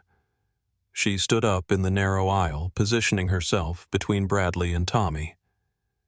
You do not speak to this child that way, Bradley turned his attention back to Elena, and she could see that her protective intervention had pushed him past whatever remained of his self-control. "And what exactly are you going to do about it?" Bradley snarled, stepping closer to Elena in what was clearly intended as physical intimidation.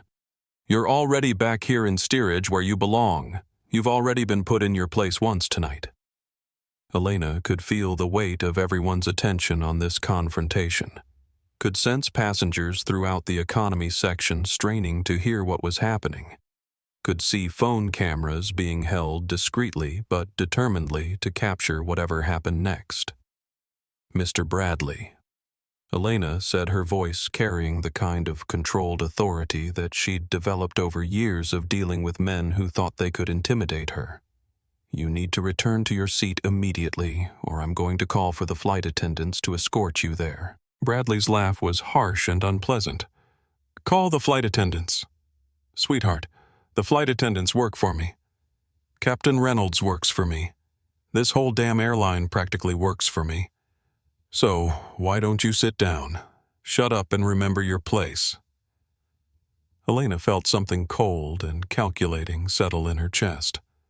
Bradley had just made exactly the kind of statement that would be impossible to explain away later, the kind of open admission of how he viewed his relationship with airline staff and other passengers. With multiple witnesses recording his words, he had just provided perfect evidence of the entitled attitude that Elena was determined to eliminate from Meridian Air. "Actually, Mr. Bradley," Elena said quietly, her voice carrying a note of certainty that made several passengers lean forward to hear better. "I think you're about to discover that none of those people work for you. In fact, I think you're going to find that the situation is quite the opposite of what you imagine." Bradley's expression shifted to confusion, as if Elena's calm confidence was somehow not fitting the script he expected this confrontation to follow. Before he could respond, the sounds of footsteps in the aisle announced the arrival of Captain Reynolds, who had apparently been summoned by the flight crew to deal with what was clearly becoming a disruptive situation in the economy cabin. Elena felt a surge of anticipation as Reynolds approached. Everything that happened next was going to be recorded by multiple witnesses, and she was about to get a perfect demonstration of exactly how Captain Reynolds handled situations where William Bradley was clearly the problem. Based on everything she had observed so far, Elena suspected that Reynolds was about to make a decision that would provide the final piece of evidence she needed to justify the complete transformation of Meridian Air's leadership structure. As Reynolds reached their row, Elena prepared herself for what she was certain would be the most revealing moment of the entire flight. Captain David Reynolds approached the disturbance in economy class with the bearing of a man who had already decided how the situation was going to be resolved before he'd heard a word of explanation from anyone involved. Elena could see in his posture and expression that he had made the same calculation that had guided his behavior throughout the evening. William Bradley was valuable, Elena was expendable, and whatever had happened was probably Elena's fault. The economy cabin had gone completely silent as Reynolds made his way down the aisle, passengers instinctively recognizing that they were about to witness something significant. Elena could see phones being held discreetly but steadily capturing every moment of what was about to unfold. "What's the problem here?" Reynolds asked, his voice carrying the kind of authority that was designed to make everyone involved feel like children who had been caught misbehaving. Before Elena could respond, Bradley launched into an explanation that was both slurred and indignant, his words tumbling over each other in his eagerness to establish himself as the wronged party. Captain Reynolds, Bradley said, swaying slightly as he gestured toward Elena. "This woman has been harassing me throughout the flight. First, she caused problems in first class, and now she's followed me back here and started threatening me in front of witnesses." Elena felt a surge of disbelief at Bradley's brazen revision of what had just happened, but she also felt a cold satisfaction. With multiple passengers recording the interaction, Bradley's lies were going to be easily disproven by the video evidence. Sir, Elena said calmly, addressing Reynolds directly. "Mr. Bradley came back to economy class in an intoxicated state. and began bothering passengers, including making threatening gestures toward this 4-year-old child. I simply asked him to return to his seat. Reynolds looked down at Tommy, who was still pressed against his mother's side, clearly frightened by the loud voices and aggressive energy surrounding him. For a moment, Elena thought she saw something flicker in Reynolds' expression, perhaps recognition that intimidating a small child wasn't exactly the behavior of someone who deserved protection. But when Reynolds looked back at Bradley, Elena could see that whatever sympathy he might have felt for Tommy was being overridden by his commitment to protecting the passenger he viewed as most important to his career. Mr. Bradley Reynolds said with obvious deference, "I apologize that you've been subjected to this kind of harassment. I want you to know that we take threats against our premium passengers very seriously." Elena felt her jaw clench at Reynolds' characterization of the situation. The captain was literally reframing Bradley's drunken aggression toward a 4-year-old as Elena threatening Bradley. It was such a complete inversion of reality that Elena almost wondered if Reynolds actually believed what he was saying. "Captain Reynolds," Elena said, her voice carrying clearly through the silent cabin, "I have not threatened anyone. Mr. Bradley is intoxicated and was bothering other passengers, including making inappropriate comments to a small child. Multiple passengers witnessed the entire interaction." Reynolds turned to look at Elena with an expression that suggested her continued insistence on defending herself was somehow evidence of her guilt. "Ma'am," Reynolds said coldly, "you have already demonstrated tonight that you have difficulty following instructions and respecting the authority of my crew. Now you're clearly escalating your disruptive behavior to the point where you're threatening our most valued customers." Elena could feel her pulse quickening as she realized that Reynolds was serious about continuing to blame her for Bradley's behavior. The captain was so committed to protecting Bradley that he was willing to ignore obvious evidence and multiple witnesses in order to maintain his preferred narrative. Captain Elena said, her voice taking on a note of steel that made several passengers lean forward to hear better. "I want to be very clear about what you're saying. Are you accusing me of threatening Mr. Bradley? When multiple witnesses can testify that he was the one behaving aggressively?" Reynolds' expression hardened, and Elena could see that her refusal to accept his characterization of the situation was being interpreted as exactly the kind of insubordination he'd been expecting from her. "Ma'am," Reynolds said, his voice rising slightly, "despite his obvious attempt to maintain professional control, you have been nothing but trouble since you boarded this aircraft. You refused to comply with reasonable seating arrangements, you've been argumentative with my crew, and now you're clearly harassing other passengers." Tommy chose that moment to speak up with the kind of innocent honesty that only 4-year-olds could provide. But Captain Tommy said, his small voice carrying clearly in the silent cabin, the loud man was being mean to us. "Miss Elena was trying to help us. Why are you being mad at the nice lady?" Elena felt her heart break a little at Tommy's confusion. Here was a child who still believed that adults in positions of authority would naturally side with the person who was trying to help, rather than the person who was causing problems. Reynolds looked down at Tommy with obvious discomfort, clearly not having expected to have his judgment questioned by a 4-year-old. But instead of reconsidering his position, Reynolds seemed to interpret Tommy's intervention as evidence that Elena had somehow manipulated the child into supporting her version of events. "Son," Reynolds said to Tommy, his voice taking on a patronizing tone that made Elena's hands clench into fists. "Sometimes grown-ups have disagreements that children don't understand. The important thing is that everyone follows the rules." Maya had been silent throughout the confrontation, clearly trying to protect Tommy from becoming more involved in an adult situation that was rapidly spiraling out of control. But Reynolds' condescending response to her son seemed to trigger something protective in her. "Excuse me," Captain Maya said quietly but firmly, "but my son is telling the truth. That man was drunk and loud and making everyone uncomfortable.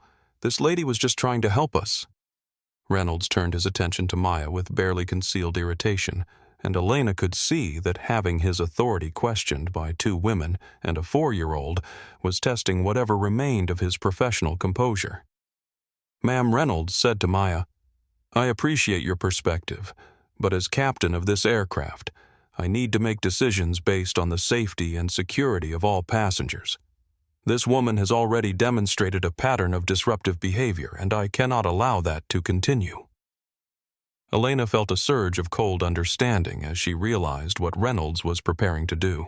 He was going to arrest her not because she had done anything wrong, but because he had painted himself into a corner where backing down would require admitting that he had been wrong about everything from the beginning. "Captain Reynolds." Elena said, her voice carrying the kind of calm authority that she had developed over years of high-stakes negotiations. "Before you do something that you're going to regret, I suggest you check the passenger manifest very carefully." Reynolds paused, clearly caught off guard by the confidence in Elena's voice. For a moment, Elena thought she saw uncertainty flicker in his expression, as if her suggestion that he might regret his next action had made him question whether he fully understood the situation.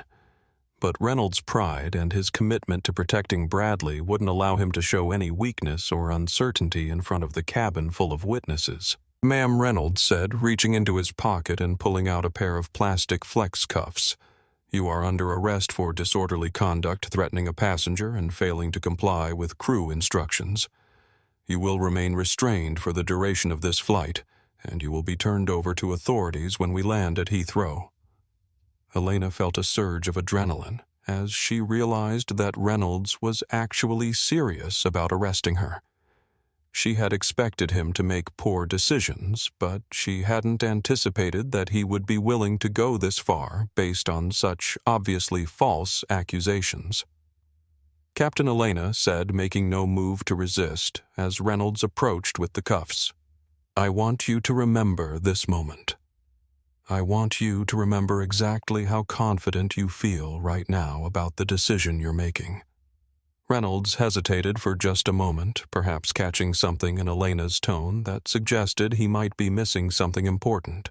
But his pride and his commitment to proving his authority wouldn't allow him to back down. "Turn around," Reynolds ordered, "and place your hands behind your back."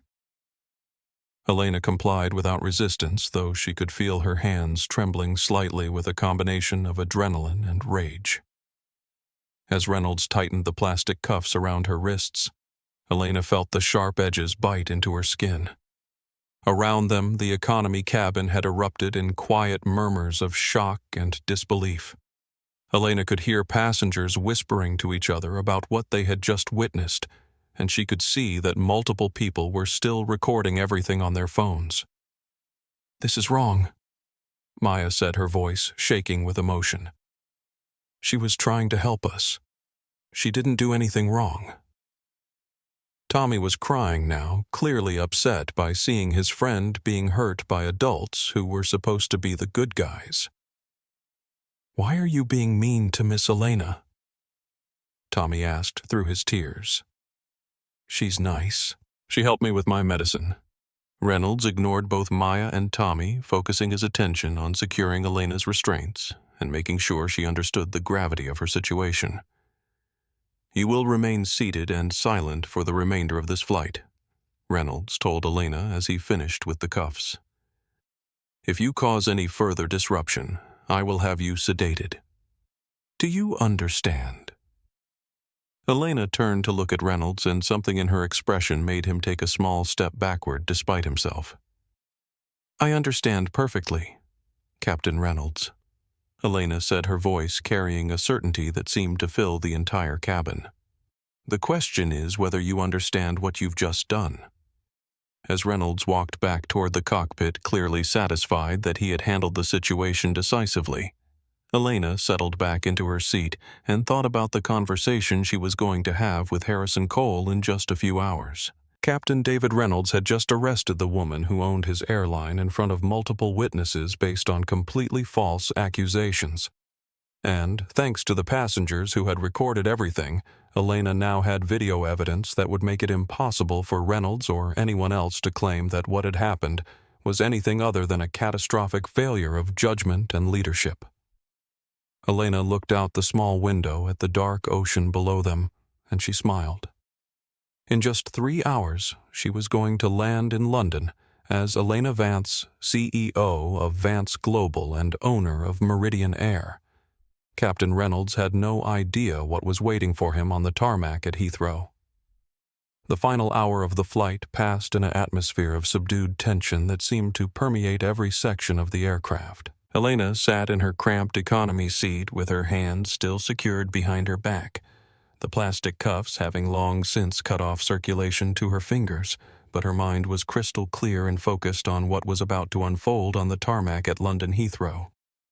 Word of her arrest had spread through the cabin like wildfire, carried by whispered conversations and discreet text messages that passengers were sending despite the airline's warnings about phone usage. Elena could feel the weight of sympathetic glances from other passengers, could hear fragments of conversations where people expressed their shock at what they had witnessed. Maya had spent the last hour trying to comfort Tommy, who was still upset about seeing his friend hurt by the airplane people, as he kept putting it. Despite Maya's attempts to keep him occupied with books and games, Tommy kept looking back toward Elena with worried eyes and occasionally asking in a loud whisper whether the captain was going to say sorry for being mean. Elena had used the time to mentally review every detail of what had happened, every recorded conversation, every witness who had seen the truth of each interaction.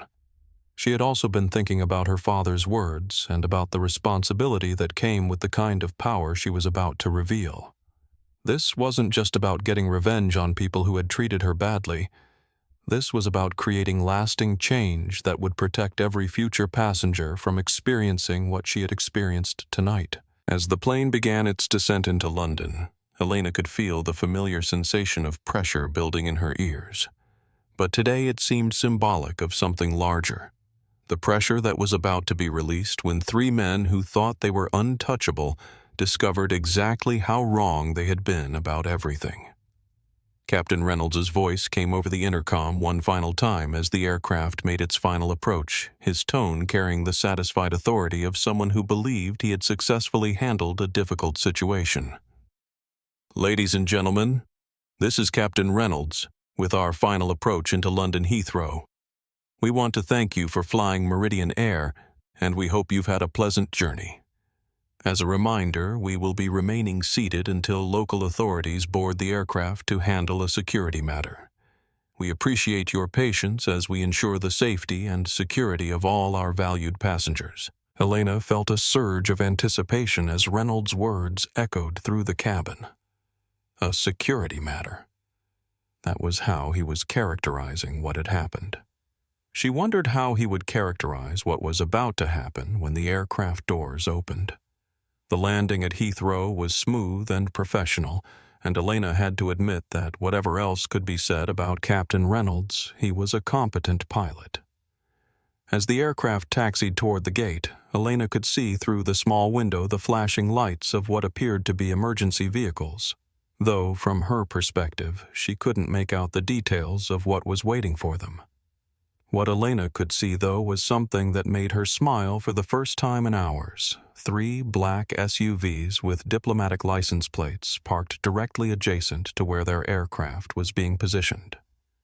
Harrison Cole had received her messages, and he had come prepared for exactly the kind of reception that Elena had requested. As the aircraft came to a complete stop and the seatbelt sign was turned off, Elena could hear the sounds of first-class passengers beginning to gather their belongings, but the expected announcements about deplaning procedures didn't come.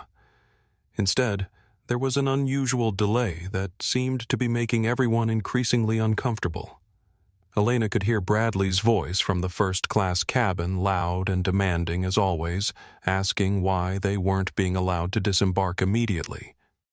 Tiffany's responses were apologetic but evasive, clearly indicating that she didn't have answers about what was causing the delay. The mystery was solved when the aircraft door opened and Elena heard footsteps that were clearly heavier and more purposeful than those of typical passengers.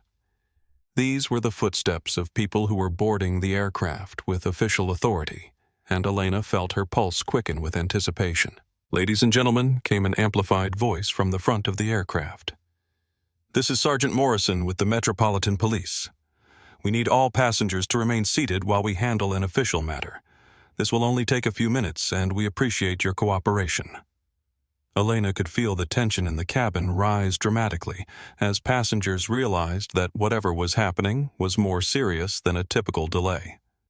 She could hear Tommy asking his mother in a worried voice whether the police were there to help Miss Elena, and Maya's quiet reassurance that everything was going to be okay. The footsteps approached through first class, and Elena could hear muffled conversations that suggested multiple officers were now on board the aircraft. She could also hear Reynolds' voice, confident and authoritative, as he apparently directed the officers toward the economy section where Elena was seated. When the group of uniformed officers appeared in the economy aisle, Elena got her first clear look at what Harrison Cole had arranged. There were indeed 2 Metropolitan Police officers, but there were also 2 other men in expensive suits who moved with the kind of authority that suggested they were used to handling very serious legal matters. Captain Reynolds was walking beside the officers, pointing toward Elena with obvious satisfaction as he explained what he clearly believed was a straightforward arrest situation. "There she is, officers," Reynolds said loudly enough that most of the economy cabin could hear him. "The passenger who has been disruptive throughout the flight and who threatened Mr. Bradley. I've had her restrained as a precaution." One of the officers, a tall man with graying hair and serious eyes, looked at Elena with the kind of professional assessment that suggested he'd seen hundreds of arrest situations and knew how to evaluate them quickly. "Ma'am," the officer said, approaching Elena's seat, "I'm Sergeant Morrison. I understand there was an incident during the flight." Before Elena could respond, one of the men in suits stepped forward and cleared his throat. "Sergeant Morrison," the man said, his voice carrying the kind of authority that suggested he was accustomed to taking charge of complicated situations. "I'm James Crawford from the legal team of Vance Global. Before you proceed with any arrest procedures, I think there are some facts about this situation that you need to understand." Elena felt a surge of relief and anticipation as she recognized Crawford's voice. He was one of the most senior attorneys in her legal department, and his presence meant that Harrison Cole had taken her messages seriously and had assembled exactly the kind of support team she had requested. Reynolds looked confused by Crawford's intervention, clearly not understanding why a corporate attorney would be involving himself in what Reynolds viewed as a simple passenger arrest. Sir Reynolds said to Crawford, "I appreciate your concern, but this is a matter of aircraft security. The passenger was disruptive and threatening, and I exercised my authority as captain to have her restrained." Crawford nodded politely, then reached into his briefcase and pulled out a folder containing what appeared to be official documents. Captain Reynolds Crawford said, his voice carrying the precise diction of someone who had spent years arguing cases in front of judges. "I'm going to need you to look very carefully at these documents before you say anything else." Crawford handed the folder to Sergeant Morrison, who opened it and began reading with the kind of attention that suggested the contents were both surprising and significant. Elena watched as Morrison's expression changed from professional routine to something approaching shock. The officer looked up from the documents to Elena, then back to the documents, then to Reynolds with an expression that suggested the captain was about to receive some very unwelcome news. "Captain Reynolds," Morrison said slowly, "according to these documents, the woman you have under arrest is Elena Vance, CEO of Vance Global and the majority shareholder of Meridian Air. Is that correct?" Elena could feel the entire cabin holding its breath as Reynolds processed what Morrison had just said. She watched as the captain's expression went through a series of changes: confusion, disbelief, recognition, and finally a pale understanding of exactly what he had done. That's impossible," Reynolds stammered, looking at Elena as if seeing her for the first time. She was in economy. She doesn't look like..." Crawford stepped forward again, his voice taking on the kind of clinical precision that attorneys used when they wanted to make absolutely sure their words were being recorded accurately. Captain Reynolds Crawford said you have just arrested the woman who owns this airline based on false accusations in front of multiple witnesses after forcing her to move from a seat she had paid for to accommodate another passenger's personal preferences. Is that an accurate summary of tonight's events? Elena could see Reynolds's face going through a range of colors as the full implications of what Crawford was saying began to sink in. Around them, passengers were beginning to murmur with understanding and shock as they realized what they had just witnessed. I didn't know, Reynolds said weakly, his authority completely deflated. She didn't say.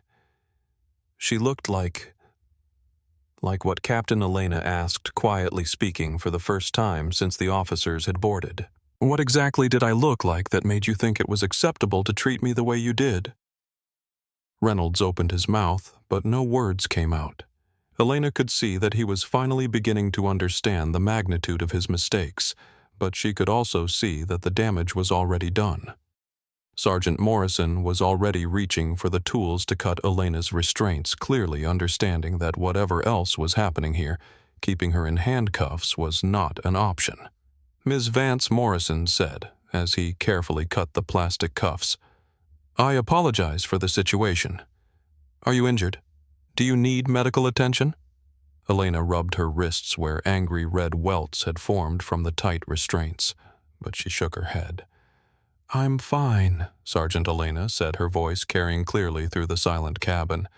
"But I think Captain Reynolds is about to find that he's not fine at all." As Elena stood up from her economy seat for the last time, she looked directly at Captain David Reynolds and smiled. It was not a kind smile. Captain Elena said softly, "I believe you mentioned something about remembering my place. Well, now you know what my place is. The question is, do you know what yours is about to become?" Elena Vance walked up the aisle of her own aircraft with the kind of quiet dignity that comes from having survived something that was designed to break your spirit, and she felt every eye in the cabin following her progress. Behind her walked Harrison Cole and the legal team that represented billions of dollars in corporate power. But ahead of her walked Captain David Reynolds, whose world was about to change in ways he couldn't even begin to comprehend.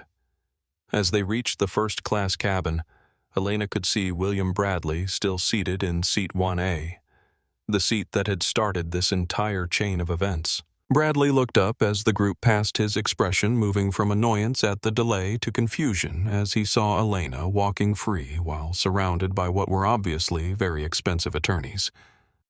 "What the hell is going on?" Bradley demanded, his voice still carrying the arrogant authority he'd displayed throughout the flight. "Why isn't she in custody? I want to know what's taking so long." Elena stopped walking and turned to look at Bradley for the first time since he'd confronted her in economy. When she spoke, her voice carried the kind of calm certainty that made everyone in the cabin lean forward to hear what she was going to say. "Mr. Bradley," Elena said, "my name is Elena Vance. I'm the CEO of Vance Global, and as of 3 weeks ago, I'm the new owner of Meridian Air." The silence that followed Elena's announcement was so complete that you could hear the hum of the aircraft's electrical systems. Elena watched as Bradley's face went through the same progression of emotions that Reynolds had experienced. Disbelief, recognition, and then a pale understanding of exactly how badly he had miscalculated. "That's impossible," Bradley said, but his voice lacked the conviction it had carried just moments before. "You were dressed like... You looked like what Mr. Bradley." Elena asked, her voice taking on the same steel that had cut through boardroom negotiations around the world. "What exactly did I look like that made you think it was acceptable to demand my seat, to insult me in front of other passengers, and to threaten a 4-year-old child?" Elena reached into her bag, the same canvas tote bag that both Bradley and Reynolds had dismissed as evidence of her insignificance, and pulled out a leather portfolio that she opened to reveal official documents bearing corporate seals and signatures. "These are the acquisition papers," Elena said, holding up the documents so that Bradley and Reynolds could see them clearly. Meridian Air is now a wholly owned subsidiary of Vance Global, which makes me your boss. Both of you." Harrison Cole stepped forward, producing additional documents from his briefcase with the efficiency of someone who had been preparing for this moment for hours. "Gentlemen," Cole said, his voice carrying the kind of professional authority that suggested he was accustomed to delivering life-changing news to powerful men, "these are formal termination notices. Captain Reynolds, your employment with Meridian Air is terminated, effective immediately for gross misconduct, violation of federal aviation regulations, and assault on a passenger." Reynolds took the document with hands that Elena could see were trembling slightly.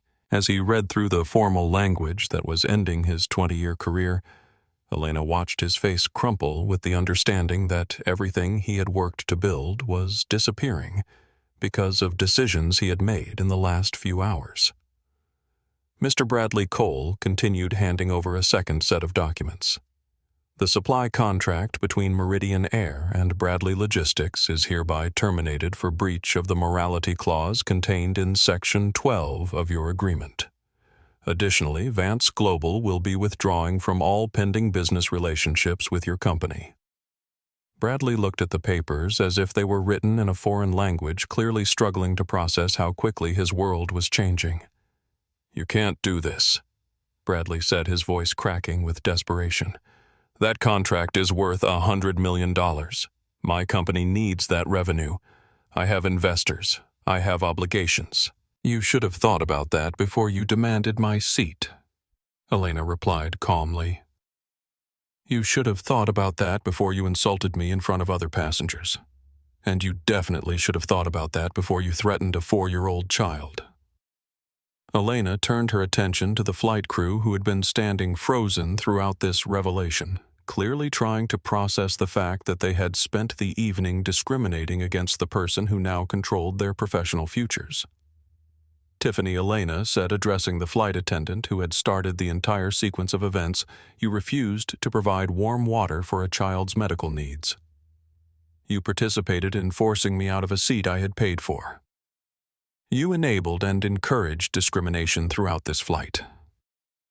Tiffany's face had gone completely white, and Elena could see that the flight attendant was finally understanding the magnitude of what she had been part of. "Brandon." Elena continued looking at the male flight attendant, who had been equally dismissive throughout the evening. "You threatened to have me restrained for asking for basic assistance for a sick child. You mocked passengers and treated people differently based on your assumptions about their economic status." Elena gestured to Harrison Cole, who produced 2 more termination letters from what appeared to be an endless supply of legal documents. "You're both terminated effective immediately," Elena said. "You'll be escorted off this aircraft and banned from all Meridian Air properties." As Elena watched the crew members read their termination notices, she felt a complex mixture of satisfaction and sadness. These weren't evil people. They were people who had been trained by a broken culture to treat passengers as categories rather than human beings. But they had made choices, and choices had consequences. Elena walked over to the aircraft's intercom system and picked up the handset. When she spoke, her voice was amplified throughout the entire cabin, reaching every passenger who had witnessed what had happened. "Ladies and gentlemen, this is Elena Vance, CEO of Vance Global and owner of Meridian Air. I want to apologize to every passenger on this aircraft for the unprofessional treatment you have witnessed tonight. What happened here is not acceptable, and it does not represent the airline that Meridian Air is going to become." Elena could hear murmurs of surprise and understanding rippling through the cabin as passengers processed what she was saying. Effective immediately, Meridian Air will be implementing new training programs, new policies, and new leadership to ensure that every passenger is treated with dignity and respect, regardless of their appearance, their economic status, or their seat assignment. Because every person who chooses to fly with us deserves to be treated as a valued human being. Elena paused, thinking about Maya and Tommy, who were probably listening from their seats in economy, and trying to understand how the woman who had helped them with medicine had turned out to be the person who could change everything. To the passengers who witnessed discrimination tonight and said nothing, I understand your reluctance to get involved. But I hope you'll remember that silence in the face of injustice is a choice, and that choice has consequences for the people who need your support. Elena looked directly at Bradley and Reynolds as she continued. To the passengers who participated in discrimination tonight, I hope you'll take this opportunity to examine your own attitudes and behaviors, because the way you treat people when you think they can't fight back reveals everything about who you really are. As Elena hung up the intercom, she felt a sense of completion that went beyond mere revenge. This wasn't about destroying the careers of people who had wronged her. This was about creating lasting change that would protect every future passenger from experiencing what she had experienced. Captain David Reynolds looked at her with an expression that was equal parts shame and desperate hope. Miss Vance Reynolds said quietly, I made a terrible mistake. I let my assumptions cloud my judgment. Is there any way to make this right? Elena looked at Reynolds for a long moment, thinking about second chances and redemption, and the difference between punishment and transformation. Captain Reynolds, Elena said finally, you arrested an innocent woman based on false accusations because you decided her appearance meant she didn't deserve respect. You ignored multiple witnesses who told you the truth because you preferred a version of reality that supported your biases. That's not a mistake. That's a choice. And choices have consequences.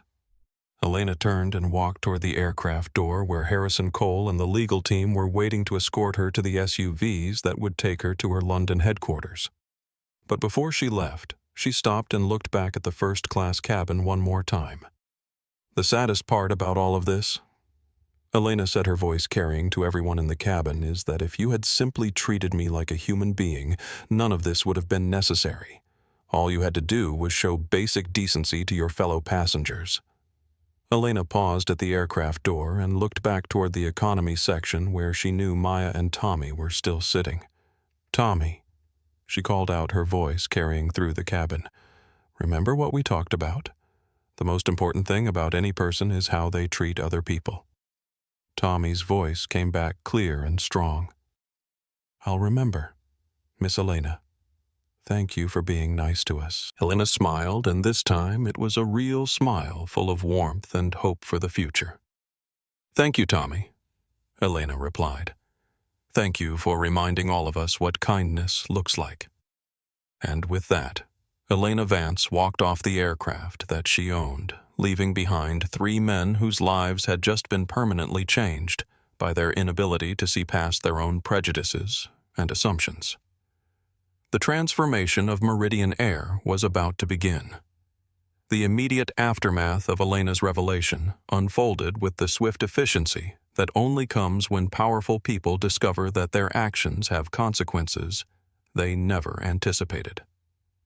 Within 24 hours of Flight MA402's arrival at Heathrow, news of what had happened aboard the aircraft had spread through aviation industry circles, corporate boardrooms, and social media with the viral intensity that accompanies stories of perfect karmic justice. The video footage that passengers had discreetly recorded throughout the flight began appearing on social media platforms before Elena had even reached her London hotel. Maya, with Elena's permission, had shared the footage of Tommy asking for warm water for his medication and being denied by the flight crew. The contrast between the 4-year-old's polite request and Brandon's dismissive response created exactly the kind of emotional impact that made stories spread rapidly across the internet. But it was the footage of Captain Reynolds arresting Elena and Elena's calm prediction that he would regret his decision that transformed a customer service failure into a global symbol of corporate accountability. Within 48 hours, #MeridianAccountability was trending worldwide, with millions of people sharing their own stories of discrimination and poor treatment by airline staff. Elena watched the social media explosion from her office at Vance Global's London headquarters, where Harrison Cole was providing her with regular updates on how quickly the story was spreading and how the various parties involved were responding to their sudden notoriety. Captain Reynolds has been contacted by 17 different news organizations, Cole reported, scrolling through his tablet as he updated Elena on the fallout. He's not responding to interview requests, but his union representative issued a statement claiming that he was following standard procedures for dealing with disruptive passengers.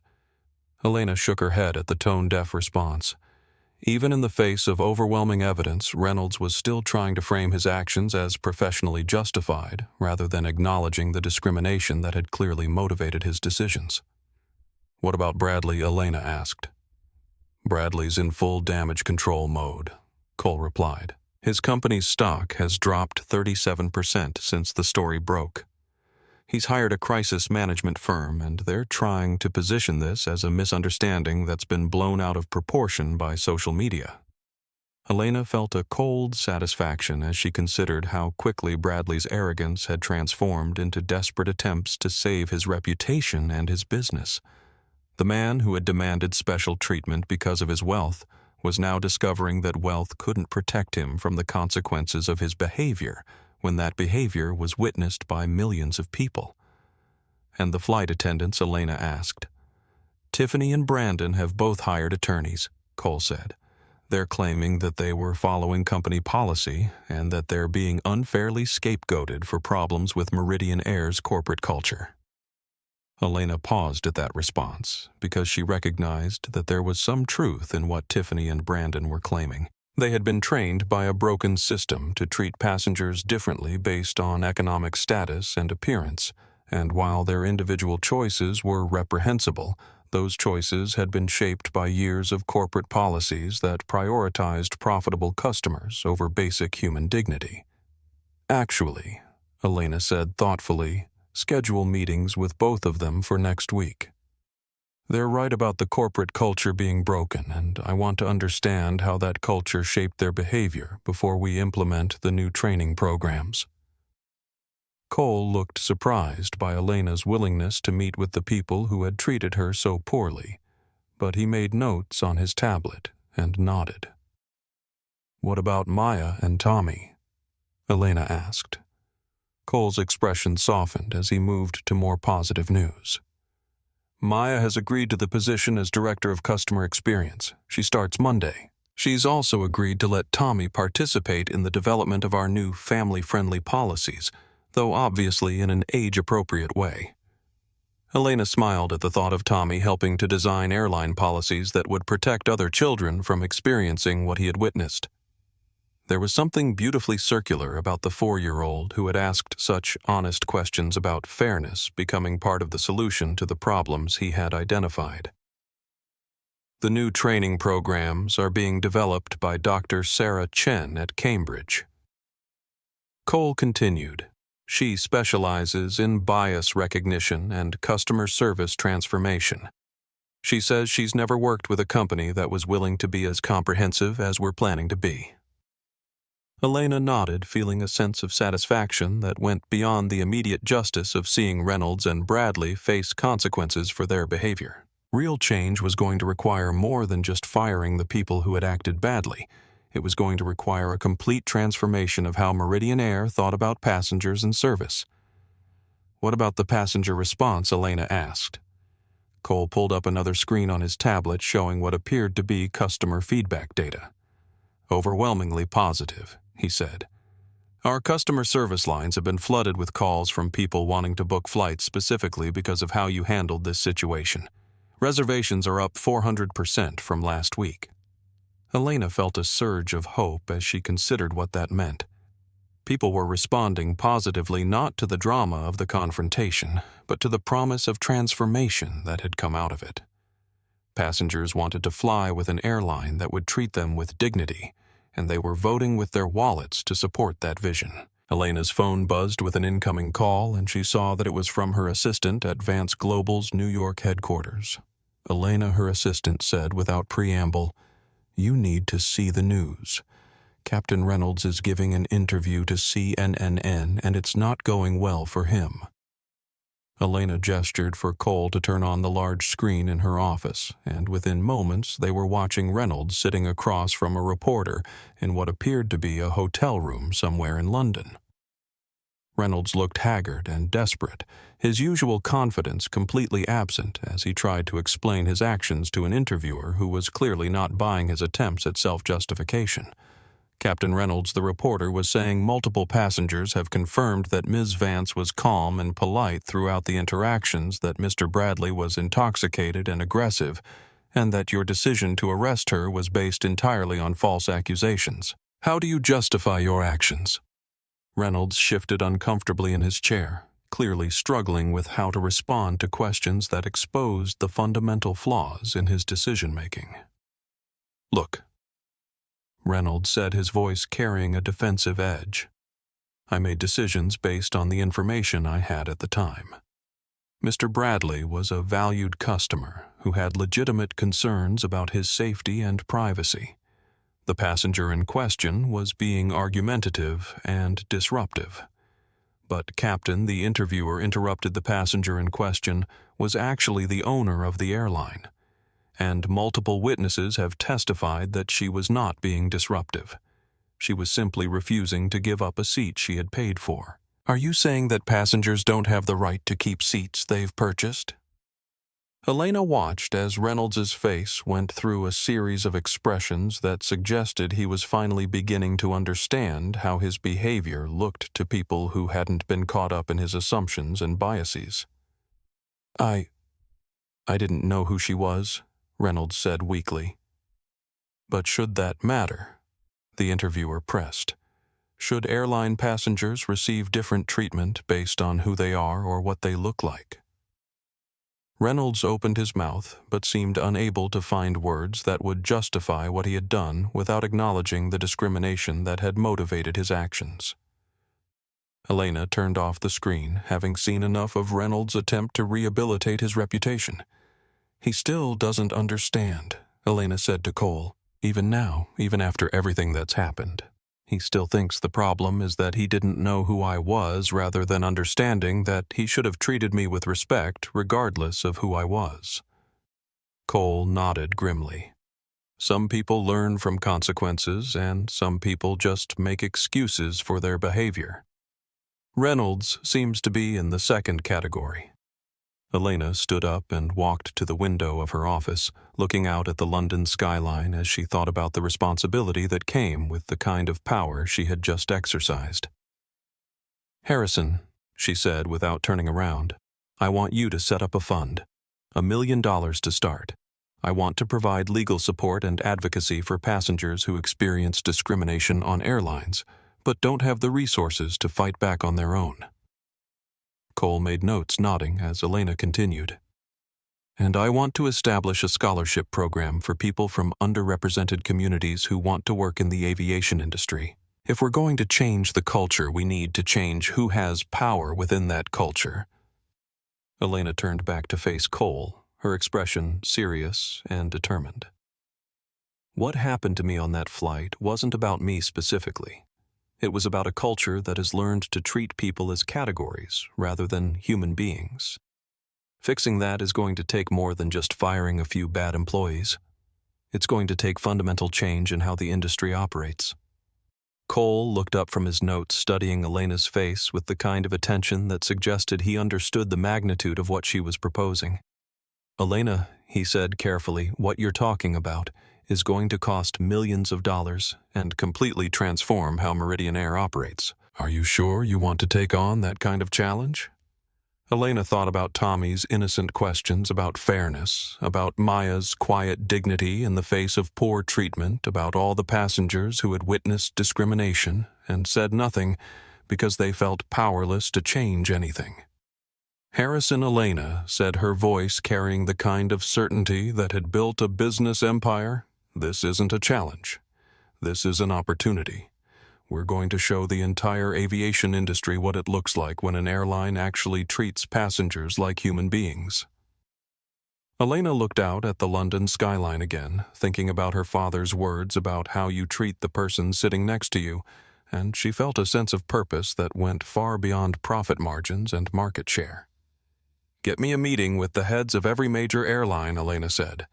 It's time for this industry to remember that passengers are people, not profit centers. Cole smiled as he made notes, clearly energized by the scope of what Elena was proposing, and Elena Cole said, as he prepared to leave her office, "Yes, your father would be proud." Elena felt tears spring to her eyes as she thought about the man who had taught her that dignity wasn't something that could be given or taken away by other people, and that real power came from lifting others up, rather than putting them down. "I hope so," Harrison Elena said softly. "I really hope so." The autumn morning was crisp and clear as Elena Vance stood at the podium in the main auditorium of the newly renamed Meridian Air Training Academy, looking out at an audience that 6 months ago would have been impossible to imagine. Seated in the front row were Maya and Tommy, now 5 years old and serving as Meridian Air's youngest consultant on family-friendly policies. Behind them were representatives from 17 different airlines, all eager to learn about the transformation that had made Meridian Air the most requested carrier in customer satisfaction surveys. But the person Elena was most interested in seeing was seated in the back row wearing the uniform of a flight instructor rather than a captain's stripes David Reynolds, whose journey from disgrace to redemption had been one of the most surprising developments in the 6 months since that fateful night over the Atlantic. Elena began her presentation with the same words she had used to close her announcement on Flight M of 402. "Every person who chooses to fly with us deserves to be treated as a valued human being." But today, those words were backed by comprehensive data that showed exactly what happened when an airline actually committed to that principle. 6 months ago, Elena said Meridian Air was a failing company with some of the worst customer satisfaction ratings in the industry. Today, we're not only profitable, but we're leading the industry in customer loyalty, employee satisfaction, and operational excellence. The transformation didn't happen because we fired people, although we did fire some people. It happened because we fundamentally changed how we think about the relationship between airlines and passengers. Elena clicked to a slide showing before and after customer satisfaction scores that demonstrated the dramatic improvement in how passengers rated their Meridian Air experience. The old Meridian Air treated passengers as categories premium standard and problem passengers. The new Meridian Air treats every passenger as an individual human being with dignity and worth that doesn't depend on their ticket price or appearance. In the audience, Maya was taking notes on a tablet while Tommy colored in a workbook that had been specially designed to help children understand airplane travel. Elena had insisted that Tommy be included in the development of Meridian Air's new family policies, and his honest questions had led to innovations like child-height water fountains in terminals and flight attendants specially trained to communicate with young passengers. The key insight that drove our transformation, Elena continued, was that discrimination isn't just morally wrong.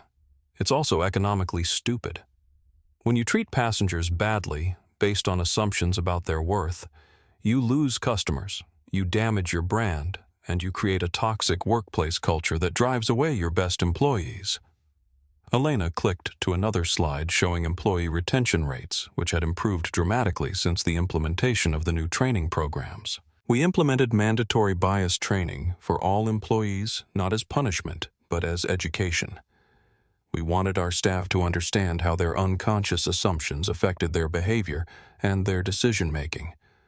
We also implemented accountability measures that ensured managers were evaluated not just on operational metrics, but on how well they created inclusive environments for both passengers and employees.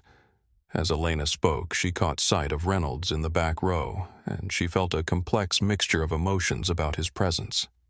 After his termination from Meridian Air, Reynolds had gone through what could only be described as a personal crisis that had forced him to confront the attitudes and assumptions that had guided his career for 20 years. The turning point had come when Reynolds' own daughter, a recent college graduate, had seen the viral videos from Flight MA402 and had called her father in tears asking how he could have treated another person so badly. The conversation that followed had apparently been transformative for Reynolds, who had begun working with a counselor specializing in unconscious bias and had eventually applied for a position as an instructor at flight schools, specifically teaching courses on customer service and conflict resolution. Elena had been skeptical when Reynolds had requested a meeting 3 months after his termination, expecting to encounter the same arrogant justifications he had offered in his CNN interview. Instead, she had met a man who was genuinely grappling with the harm his actions had caused, and who seemed committed to ensuring that other pilots learned from his mistakes. The most important part of our transformation, Elena said, wasn't the new policies or the new training programs. It was changing our fundamental understanding of what it means to serve passengers. We moved from a mindset of managing problems to a mindset of creating positive experiences. Elena clicked to a slide showing testimonials from passengers, including one from an elderly man who wrote, "Flying used to be something I dreaded because I knew I would be treated like a burden. Now I look forward to flying Meridian Air because I know I'll be treated like a welcome guest." Real change requires more than just firing people who behave badly, Elena said, looking directly at Reynolds as she spoke. Real change requires giving people the opportunity to learn from their mistakes and become part of the solution. Some of our best instructors today are people who made serious errors in judgment and then did the hard work of understanding why they made those errors and how to help others avoid making similar mistakes. In the audience, Reynolds shifted slightly in his seat, clearly understanding that Elena was referring to his own journey from terminated captain to bias training instructor. The path hadn't been easy. Reynolds had spent months in counseling, had taken courses in conflict resolution and cultural competency, and had undergone extensive evaluation before Elena had been willing to consider giving him a second chance. The decision to allow Reynolds to work for Meridian Air again, even in a limited capacity, had been controversial. Many people felt that his behavior on Flight MA402 was unforgivable, and that giving him any opportunity within the company sent the wrong message about accountability. But Elena had ultimately decided that redemption was possible for people who were willing to do genuine work to change their behavior and attitudes. "Captain Reynolds," Elena said, addressing him directly from the podium, "would you be willing to share your perspective on transformation and accountability?" Reynolds stood up slowly, clearly nervous about speaking to an audience that included many people who had seen the videos of his behavior on Flight MA402. When he reached the podium, Elena could see that he was struggling with how to begin. 6 months ago, Reynolds set his voice carrying none of the arrogant authority that had characterized his behavior on the flight. "I arrested an innocent woman based on false accusations because I couldn't see past my own prejudices and assumptions. I destroyed my own career and hurt multiple people because I was more concerned with maintaining my authority than with doing what was right." The audience was completely silent as Reynolds continued, clearly struggling with the emotional weight of what he was saying. "I want to be clear that I'm not here to make excuses for my behavior or to ask for sympathy. What I did was wrong, and it caused real harm to real people. But I'm here because Ms. Vance believed that people could change if they were willing to do the work, and I want other people in the aviation industry to understand that transformation is possible." Reynolds looked toward Maya and Tommy before continuing. "I learned that my actions affected not just the immediate victims of my discrimination, but everyone who witnessed it. Children like Tommy were watching how adults in positions of authority treated other people, and they were learning lessons about fairness and justice from how I handled that situation. I failed them, and I failed the principles that should guide everyone who works in customer service." Elena watched as Reynolds spoke about the counseling he had undergone, the bias training he had completed, and the work he was now doing to help train other pilots in conflict resolution and cultural competency. There was something genuinely humbling in seeing a man who had been so arrogantly certain of his authority now speaking honestly about his failures and his efforts to become a better person. The hardest part of change, Reynolds said, wasn't learning new procedures or policies. It was learning to see passengers as individual human beings rather than categories to be managed. It was learning to question my own assumptions and to recognize when my biases were affecting my decision-making. When Reynolds finished speaking, Elena returned to the podium and looked out at an audience that was clearly moved by what they had heard. Ladies and gentlemen, Elena said the reason Captain Reynolds is now working as an instructor for Meridian Air is not because we've forgotten what he did wrong, but because we believe that people who have genuinely learned from their mistakes can be powerful teachers for others who might be tempted to make similar errors. Elena paused, thinking about the complexity of justice and redemption in a world where people's mistakes could cause real harm to others. Accountability doesn't always mean permanent exclusion.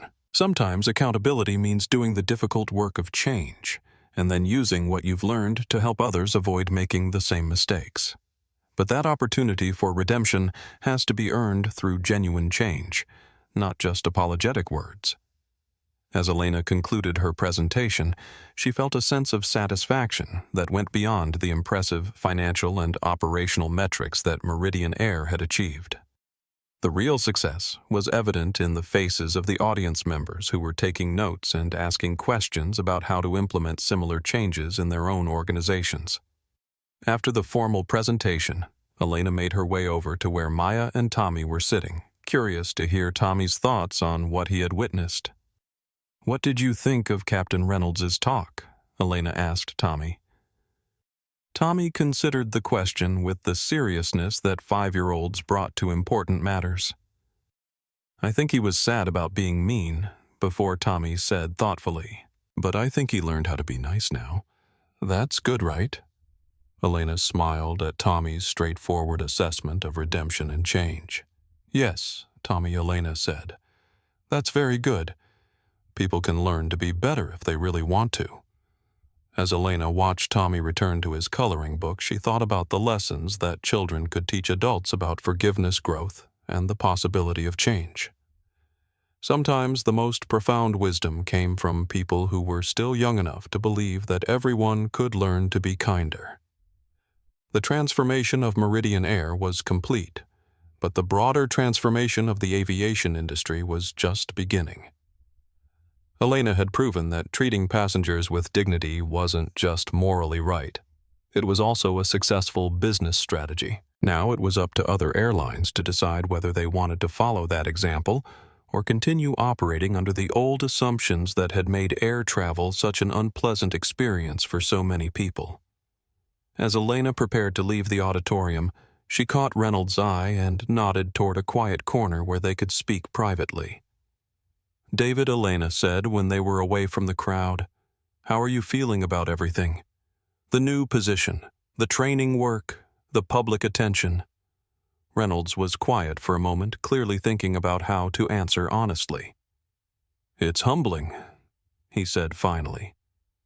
"Every day I work with pilots who are where I was 6 months ago, confident in their authority, certain that they know how to handle difficult situations, convinced that their experience makes them immune to making serious mistakes. I see myself in them, and I understand how easy it is to convince yourself that you're doing the right thing even when you're causing harm." Elena nodded, understanding the weight of what Reynolds was carrying as he tried to help others avoid making his mistakes. "Do you think you're making a difference?" Elena asked. Reynolds smiled for the first time since Elena had known him, and it was a smile that carried genuine warmth and hope. "Yesterday," he said, "a flight attendant came up to me after one of my workshops and said that she had been about to ask a passenger to move seats based on a complaint from another passenger, but she stopped and thought about what I had taught her about questioning assumptions. She realized that the complaint was based on prejudice, and she handled the situation differently than she would have before the training." Reynolds paused, clearly moved by the memory. "She said that thinking about my story had helped her make a better choice. So, yes, I think I'm making a difference. Not because I'm some kind of hero, but because I'm a cautionary tale that people can learn from." Elena felt a surge of hope as she considered what Reynolds' story meant for the possibility of broader change in the aviation industry and beyond. People could change. Companies could change. Entire industries could change if the right pressure was applied and the right incentives were put in place. "David," Elena said, "thank you for doing the work. Thank you for being willing to face what you did wrong and to use that knowledge to help others." Reynolds nodded clearly, still struggling with the weight of his past actions, but also clearly committed to the work of redemption. Ms. Vance Reynolds said, "Thank you for believing that people could change. Thank you for giving me a chance to be part of the solution instead of just being part of the problem." As Elena walked out of the auditorium, she thought about her father's words one more time. How you treat the person sitting next to you. How you treat the person serving you, your peanuts. The aviation industry was finally learning that lesson one flight at a time. 1 year after Flight MA402 had landed at Heathrow and changed everything. Elena Vance stood in the main terminal of John F. Kennedy International Airport, watching passengers move through the Meridian Airgate area with the kind of calm efficiency that comes when people feel genuinely welcomed rather than merely tolerated. The transformation was visible in everything from the smiling faces of gate agents to the way families with young children were being assisted without being made to feel like burdens. Elena was traveling in economy by choice today, wearing the same kind of casual clothing that had triggered such discrimination a year ago. But this time, her experience from check-in to boarding had been characterized by the kind of genuine service that treated every passenger as if their business mattered. The gate agent had greeted her warmly. The boarding process had been organized and respectful, and the flight attendants had introduced themselves to each passenger personally, regardless of their seat assignment. As Elena settled into her economy seat, she felt a surge of pride at what Meridian Air had become. The airline now regularly topped customer satisfaction surveys, had the highest employee retention rate in the industry, and had become profitable in ways that went far beyond financial metrics. They had proven that treating people well wasn't just morally right, it was also good business. The passenger in the seat next to Elena was an elderly woman who was clearly nervous about flying, and Elena watched with satisfaction as the flight attendant, not Tiffany or Brandon, who had long since found employment elsewhere, knelt down to speak with the woman at eye level, explaining the safety procedures in a way that was reassuring rather than intimidating. "First time flying in a while?" Elena asked the woman gently. The woman nodded, smiling gratefully at Elena's friendly tone. "My granddaughter is getting married in London and I haven't flown in 20 years. I was afraid it would be horrible, but everyone has been so kind." Elena smiled, thinking about how different this woman's experience was from what it would have been under the old Meridian Air culture. "You picked a good airline," Elena said. "Meridian Air really cares about taking care of their passengers." As the plane taxied toward the runway, Elena pulled out her phone and scrolled through the messages that had accumulated since she'd left her office that morning. There were updates from airlines around the world that were implementing their own versions of Meridian Air's transformation programs, reports from advocacy groups about declining discrimination complaints in the aviation industry, and a photo from Maya showing Tommy at his first day of kindergarten wearing a pilot's costume and carrying a notebook where he planned to write down important questions about fairness.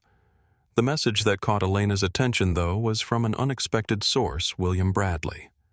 "Ms. Vance," the message read, "I know I'm probably the last person you want to hear from, but I wanted you to know that losing the Meridian Air contract was the best thing that ever happened to my company. It forced us to examine our culture and our values in ways we had been avoiding for years. We've implemented new training programs, new policies, and new leadership structures that have made us a better company and a better employer. I'm not asking for forgiveness because I know I don't deserve it. But I wanted you to know that your decision to hold us accountable led to positive changes that have benefited hundreds of people. Thank you for refusing to accept behavior that was unacceptable." Elena stared at the message for a long moment, surprised by the genuine humility in Bradley's words. She had heard rumors that Bradley Logistics had undergone significant changes after losing the Meridian Air contract, but she hadn't expected Bradley himself to reach out with such a direct acknowledgement of how his behavior had needed to change. Elena typed a brief response. "Mr. Bradley, I appreciate you taking the time to share this. Real change isn't easy, but it's always possible when people are willing to do the work.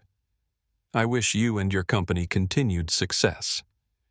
As Elena sent the message, she thought about the complexity of justice and accountability in a world where people's actions affected so many others. The goal had never been to destroy the careers of people like Reynolds and Bradley, but to create consequences that would lead to genuine change. The fact that both men seemed to have used their experiences as opportunities for growth rather than just making excuses for their behavior was encouraging. The captain's voice came over the intercom as the plane reached cruising altitude, and Elena was pleased to hear a tone that was professional and warm rather than authoritative and distant.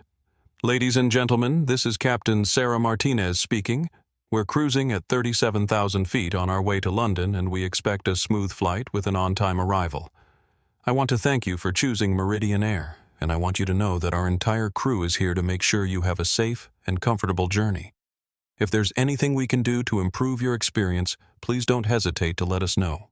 Elena smiled at the difference between Captain Martinez's announcement and the kind of communication she had received from Captain Reynolds a year ago. Martinez's words reflected the new training that emphasized service over authority, collaboration over command, and passenger satisfaction over crew convenience. As Elena looked around the cabin, she could see evidence of the changes that had been implemented throughout Meridian Air. The flight attendants were moving through the aisles, proactively checking on passengers and offering assistance rather than waiting for call buttons to be pressed. Families with young children were being given extra attention and support. Elderly passengers were being treated with patience and respect.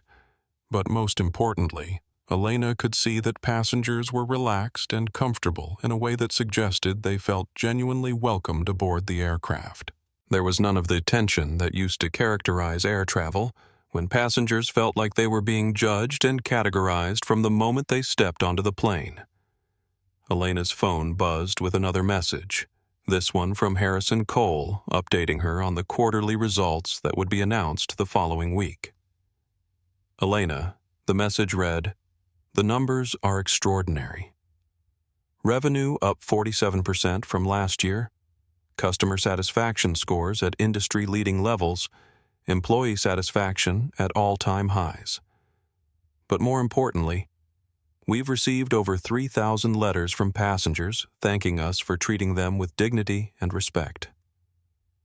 One letter from a single mother traveling with her autistic son said that our crew's kindness made the difference between a traumatic experience and a positive memory.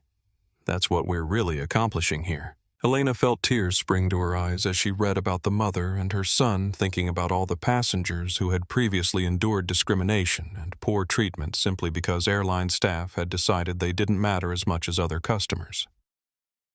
As the flight continued toward London, Elena found herself in conversation with several other passengers, all of whom had stories about how Meridian Air's transformation had affected their travel experiences.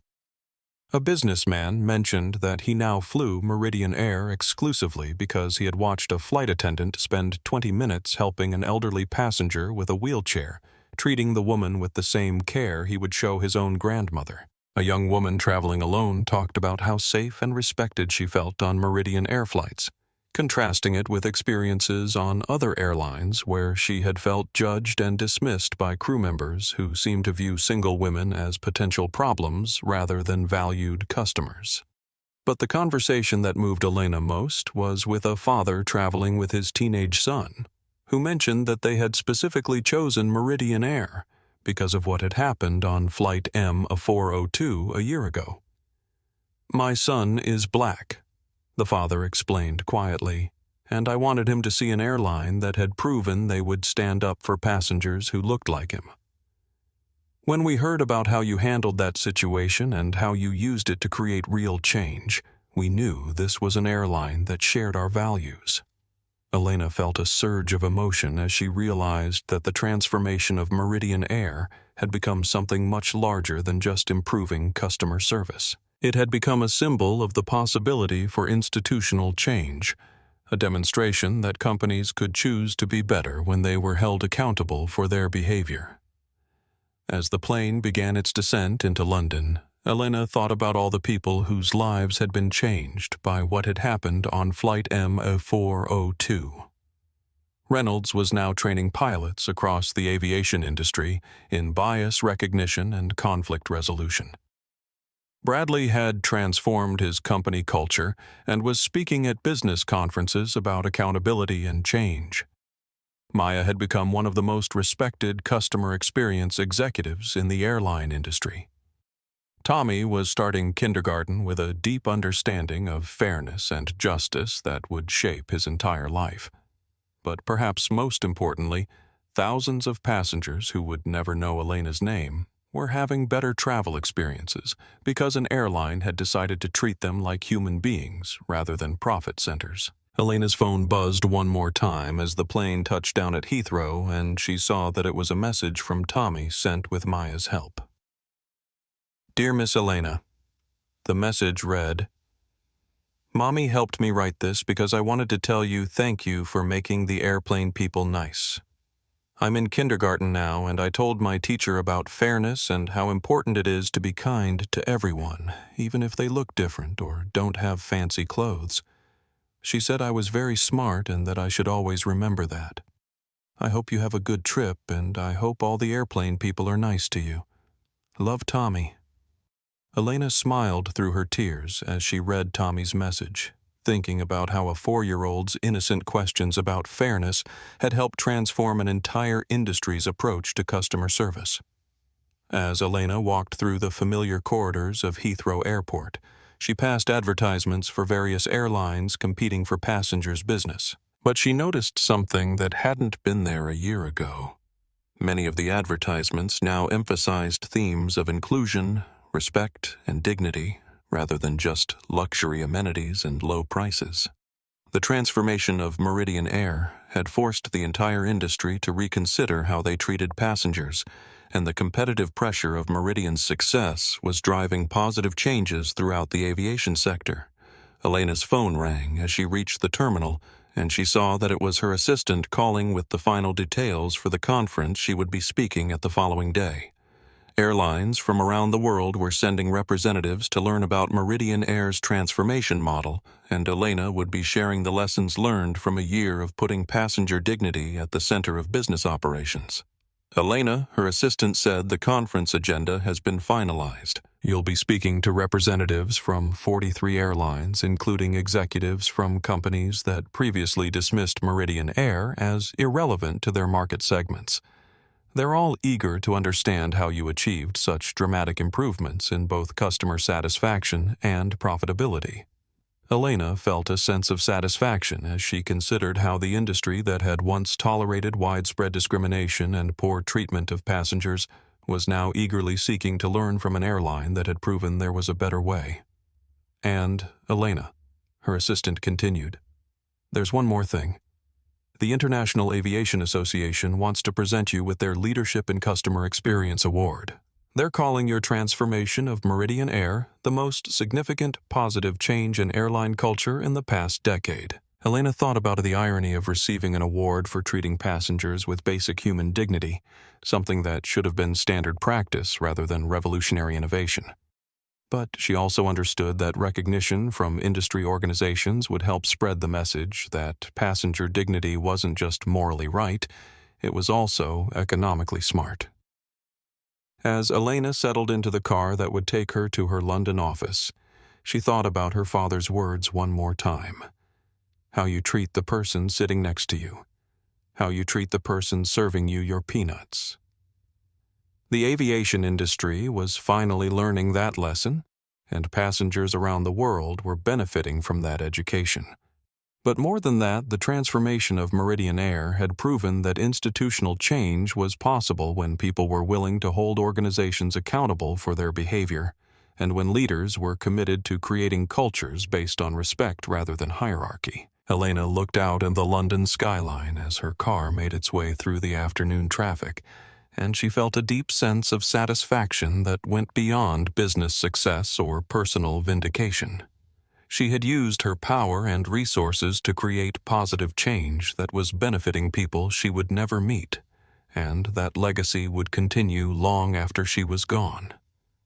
The transformation was complete, but the work of maintaining and spreading that transformation would continue for years to come. And Elena was ready for that work, knowing that every passenger who was treated with dignity rather than discrimination was validation that her father's lessons about kindness and respect had been worth learning, worth living, and worth fighting for. Sometimes the most powerful changes began with the simplest acts of courage, refusing to accept unacceptable behavior, standing up for what's right even when it's difficult, and believing that people and institutions could be better than they had been before. Elena Vance had proven that those beliefs weren't naive optimism. They were practical tools for creating a better world, one flight at a time.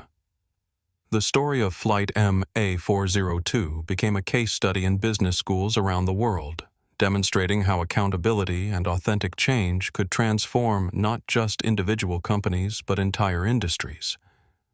Elena Vance's decision to experience her own airline as an ordinary passenger had revealed problems that might have remained hidden for years, and her commitment to comprehensive transformation rather than superficial fixes had created lasting change that benefited millions of travelers. Years later, when Tommy was old enough to fully understand what had happened that night over the Atlantic, he would tell people that the most important lesson he learned wasn't about airlines or business, but about the power of asking honest questions when adults were behaving badly.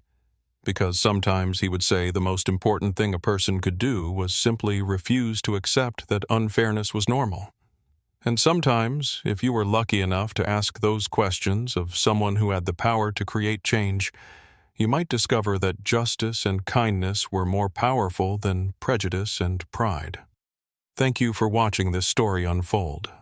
If you believe in the power of treating every person with dignity and respect, please like this video and subscribe to our channel for more stories about justice, transformation, and the courage to stand up for what's right. Share this with someone who needs to remember that change is always possible when we're willing to do the work to make it happen.